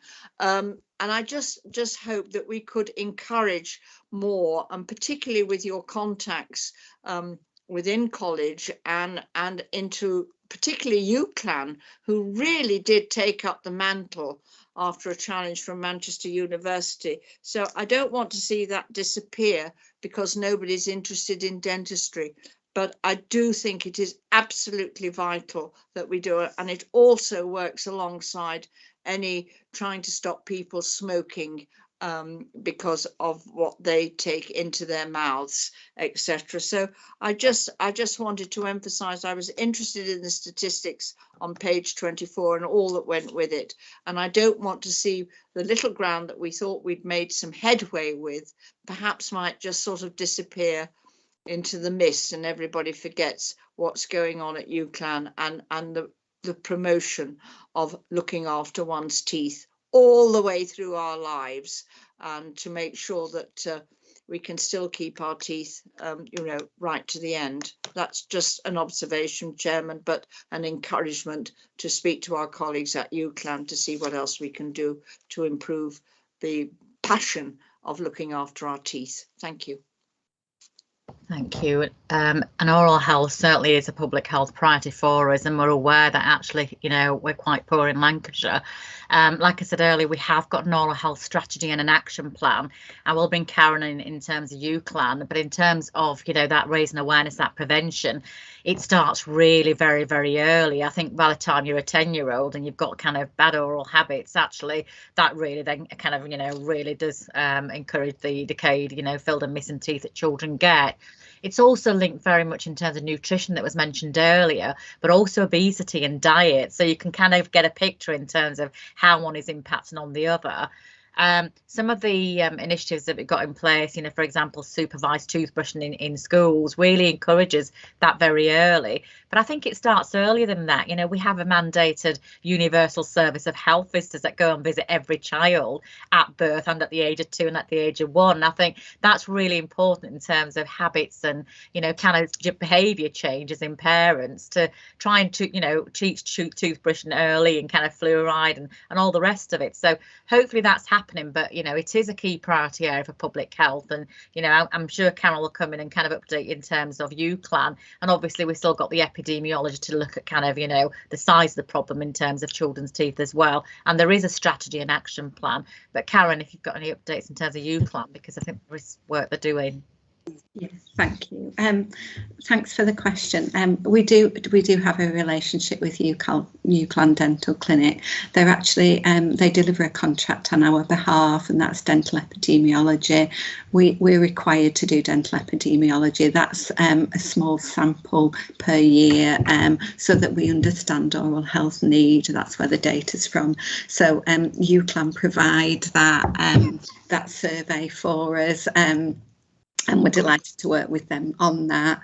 We were really lucky because of our relationship with the dental clinic. Just as one small example is they linked with us with a paediatric dentist during the COVID when we were concerned about children's dental needs. And their manager from the dental clinic went to give our health visitors and school nurses an update about the need, and so that was fantastic working with them because we have that relationship. So UCLan do the dental epidemiology survey just to answer some other questions. In addition to the health visitors doing their universal contacts, we are at a point now where the health visitors will give out a toothbrush pack at the 12-month review, just to support their conversations about the importance of oral health. So we've just recently got that in place now. Also, one of my colleagues in our team is just going to work with our maintained nurseries for a pilot that we hope will be extended about supervised toothbrushing in early years settings. So again, that was just on hold during COVID, and we will start repicking that up now. Another colleague worked with a programme called GULP, which was aimed at our schools, and GULP stands for Give Up Loving Pop. So that was so that was a programme aimed at our schools. Again, there were some delays because of COVID, but again, you know, they're back with us now, thankfully. The other one, just to pick up the concern about what you've said about children and families accessing dental services, we can feed that back to colleagues that we do work with from NHSE who commission the dental services. There is an oral health improvement group that we work in partnership with those colleagues. So I'll send a message today so that that can be raised at that next meeting. Thanks. I appreciate that, Chairman, very much indeed. And I have to say, sadly, East Lancashire are at the bottom of the heap, even within Lancashire statistics. And I'm just delighted about the fizzy drinks, because this is one of the biggest problems that we have with children. They should be banned and put fluoride in the water, and perhaps we'll start making some progress. But I do appreciate those comments, Chairman. Thank you. Next, we have Councillor Sobia Malik, please. Thank you, Chair. Just picking up actually on Councillor Mean and Councillor Cheatham's remarks. I'm quite interested in what the data is telling us about the East Lancs area, and I think, Karen, you've given some really interesting indicators of interventions and strategies that are being invested in. I think if I step back, what I want to do is understand how we get more statistical equity in terms of improvements, health improvements in across the whole of Lancashire. But you know, the data's indicating areas like East Lancs and Burnley, which is my patch. So what are we doing on a systems level that demonstrates we are invested in focusing on how we get equity in Burnley relative to, I'm just throwing it out there, don't take offence, Ribble Valley or something, you know? So because if we're seeing the damage, the numbers are telling us the story.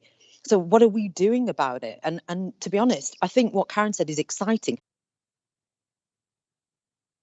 We all know they exist, but how do we do that and show vision in our in a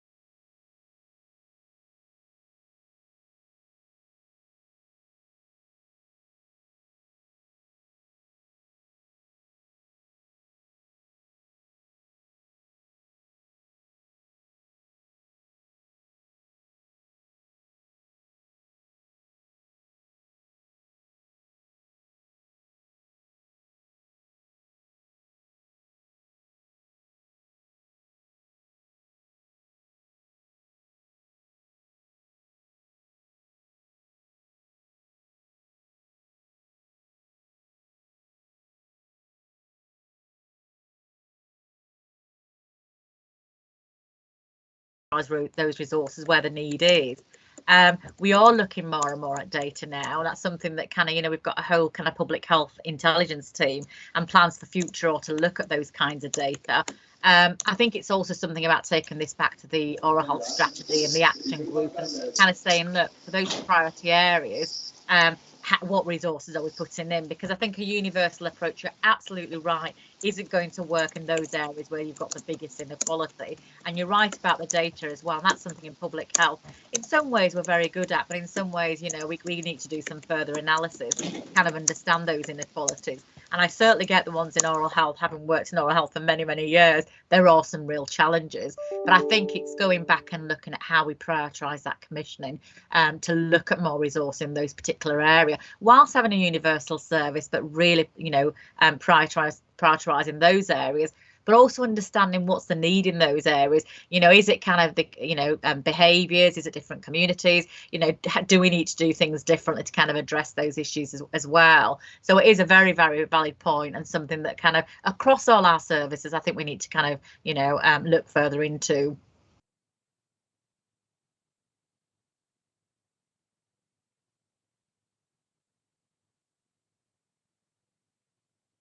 It's gone off now. Yeah. It's gone. No, it's still. Sorry, I was just saying thank you to Roxana, and also could you come back and give us an actual action plan of how we're going to do this, because this is about strategic vision and being really accurate on what the data tells us. Obviously, I'm thinking about Burnley, but actually I'm not. I'm thinking about all the areas in Lancashire where children are vulnerable, and I want the data to define and drive where we work. And if we've got that picture, I just think it creates profound shift. And I really welcome your comments, and I look forward to you coming back and sharing the plan with us. Thank you. And I will raise it at the Best Start in Life group as well, because that kind of looks at partners, not just public health, local authority, but also NHS as well. So I will feed that back into Best Start in Life board as well as a priority area. So thank you very much for that. I'm just going to say now we've got 3 people with the hands up. That will be the last of the 3 people because we are running out of time. So next is Julia Berry, please. Hi, it's just a quick one. Well, I hope it's quick. Just to follow on really from in the same sort of vein as Sobia.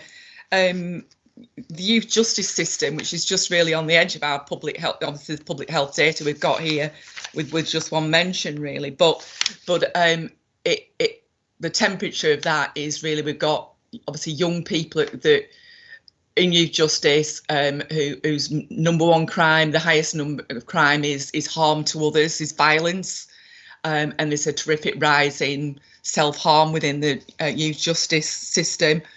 And how does that, you know, is that covered really in the hospital admissions, you know, the prevention of ill health tables?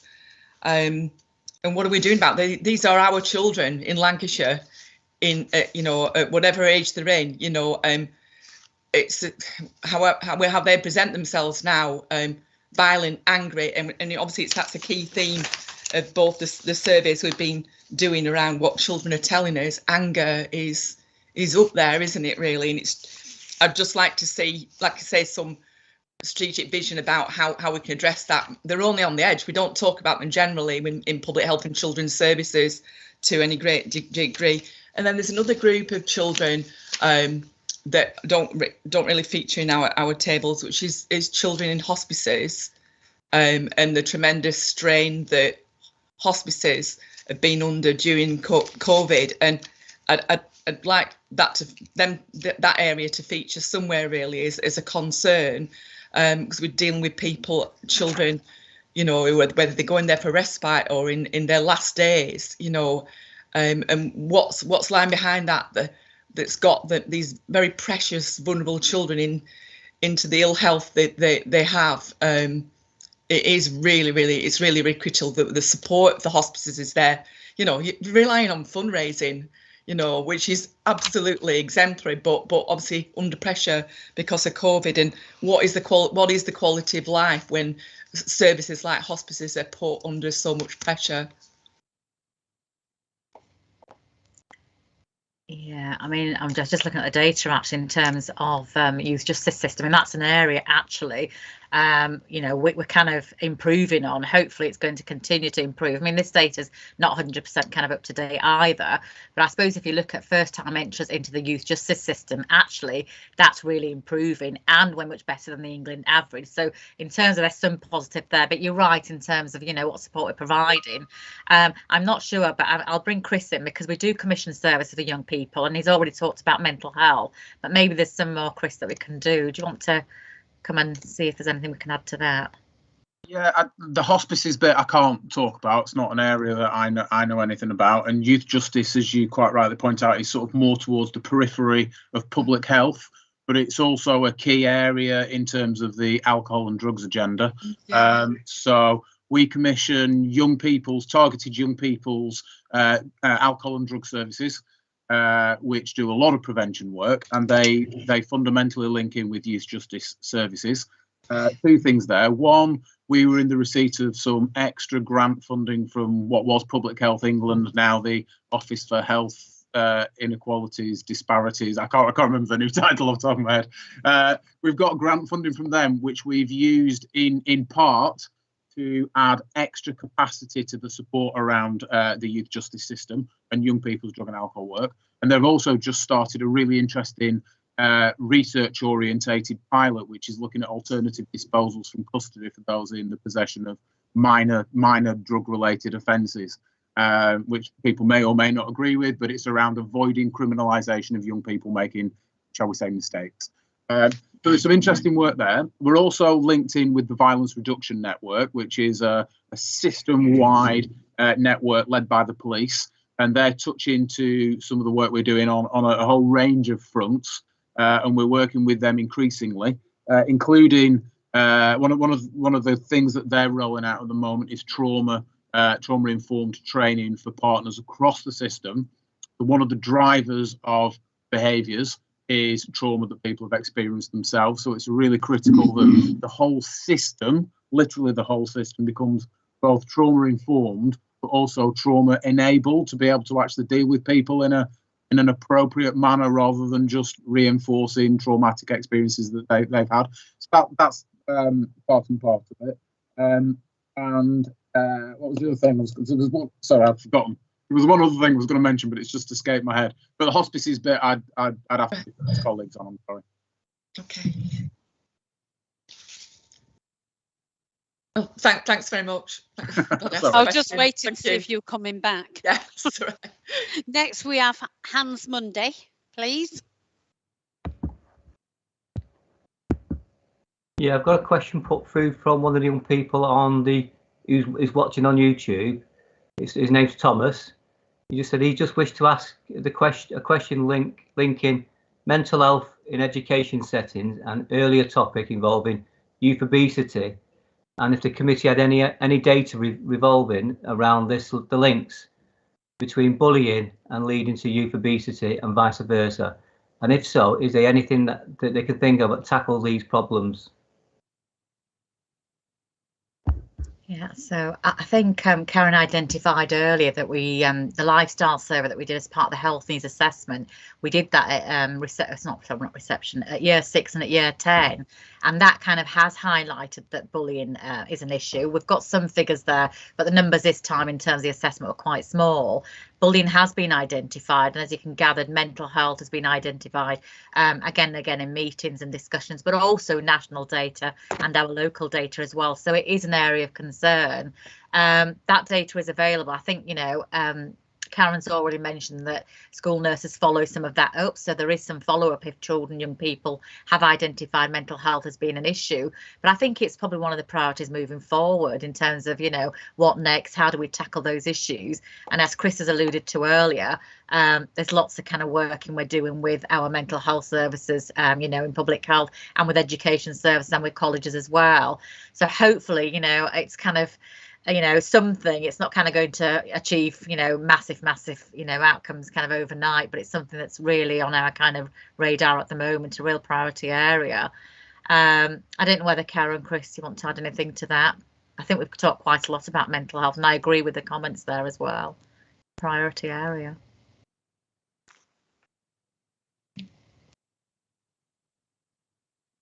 Okay. Thanks for that, Thomas. You got your question asked. Thank you, Thomas. Hans, one of the young ladies was on, but she kept coming in and out, so I don't know if we've lost her altogether. I think sometimes she may have problem with her internet links there. We've had a couple when Mairead should have been on tonight, but she's had problems with the Wi-Fi as well. Right, I know she was on earlier and spoke, but she's vanished now, and she was on, so she's got a question. If she wants to email it in, then we can pass it over if there's something she wants to say. Sure, I'll do that. She might just pop back on again in a bit, but I'll just let her know she can send the question. Yeah. So we've come to the end of the question time. Now, I mentioned to you early, which Steve Clark, I'm sure, will be very interested in, was immunisation numbers for children in care. So I don't know if we found anything else on it. It was if there are children and they're under our care, it is so important that they get the immunisation. I don't know if Steve's about then, because he's the chair of corporate parenting, but just have a look at that. I also brought up with you attainment reduction in low income and children in care. Why is it the pandemic, barriers around becoming more vulnerable due to the pandemic, and is the criteria to define low income families still relevant? And so I'll let you just talk about them, because then I'm going to put some recommendations forward. The latter one's a big question, a very long and complicated question in terms of poverty and income, probably a bigger discussion. But in terms of immunisations, actually, if you look at the data, we are kind of doing very well compared to nationally, and we're improving all the time. In terms of immunisations in care, I did raise that question. It's not a service that we kind of commission or manage. It's actually done by NHS England. And what's come back is, although we're very close to 100%, we haven't got 100%, because actually sometimes children may have clinical issues, or, and families may opt out. So we're never going to get that 100%, no matter how much we try. But it is reassuring that actually, the data is saying that we are improving in that area, but also we're far better than, our kind of baseline England average. I have fed that back to NHS England to see whether there's any further work to be done in that area. But at the moment, there's nothing else. And I'm not sure about the income and kind of inequalities. It is understanding poverty, child poverty, and we're kind of really in it at the moment with the COVID and inequalities and all the data. But there seems like some further work in terms of poverty and kind of, understanding that more. And I think it's about kind of look at those wider determinants, not just necessarily public health, but look, working with yourselves, and also working with other services, in housing, employment, etc. as well. And educating people. And educating, absolutely. I think everything in terms of what we've discussed here today, our focus is so much on prevention, so much of kind of avoiding the mental health when they get to college, making sure school readiness, is there when, that 1001 critical days throughout pregnancy and birth. And prevention really is key, albeit it's very challenging at the moment, obviously with COVID and, some of our commission services. But this has been very, very helpful, very informative for ourselves as well. And we'll take a lot away from this actually as well.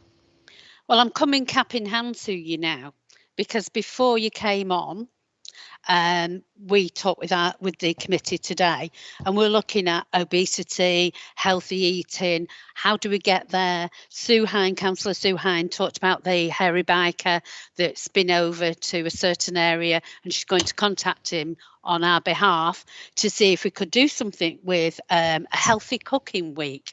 And if you could come together, both you, Roxana, and Karen, could come together and maybe find some way of doing a competition for healthy cooking, so that schools could get involved throughout the county, and there would be something at the end of it. So I was hoping that Sue Hine, Councillor Sue Hine, and Councillor Ashley Sutcliffe, waiting for him to lift his head up, would join in with you and sort of do a rapporteur, come back to us with feedback, but promote how we can promote this, get it going, and make something exciting that people will want to take part in. But then we'll look at the obesity, that how do we cook, what can we do for a week of family teas together. So if I can ask you, councillors, are you okay with that you've been chosen? We need something Absolutely, exciting. perfectly happy to. So if you could all link in together, and then the second part of my question, what me cap in hand is, we still want to do this healthy smile. So if we go through eating and eating healthily, then let's look at the teeth. Let's do the healthy smile competition so that we can get that out across the county. 2 new positive ideas for this year that we can say, you know, this is how we need to do it, because on the back of that, it will help everybody with the health. Maybe if they're doing the pasta dishes, doing healthy, whatever they want to do, cut down and start cooking at home. So then the finances will get better from that. So that's what I'm asking you cap in hand for. Would you support those? And let's get together and work together so we can get out the outcomes we need. Maybe Councillor Ann Cheetham, you would like to be part of the healthy teeth, the healthy gums, the healthy teeth, because I know that's a passion of yours and you've been on it before. Don't look at me like that, because I think it would be good. Stuart, do you want to take part in that? Would you work with Anne on healthy teeth? Yes, I would do. Yeah, that sounds exciting if it's possible. It's Boring life. Now, before I go off dragging people in to do things, I also want to set up a rapporteur, and it's about the children killed and serious injuries on our British roads, right? English roads. So I'm asking for Councillor Julia Berry, she already knew about this, to work with Councillor Woolen and Councillor Swarbrick and look at what we can do on the healthy roads. Get the figures together. Let's see where we're going wrong. One child is one child too many. So if they said there's only been 8, I bet there's been a lot more than that. So if you guys could get together through Sam, so you've got in different groups, then we can get together and get the best outcomes. So it's important that this meeting moves forward with positive outcomes and we get together. Are all councillors happy about that? If there's anything I've missed out, anybody want to join in anything, please let me know, and then we can move forward for the best things. And we do need that. Roxana, can you try and find some prizes for our competition? We'll definitely try.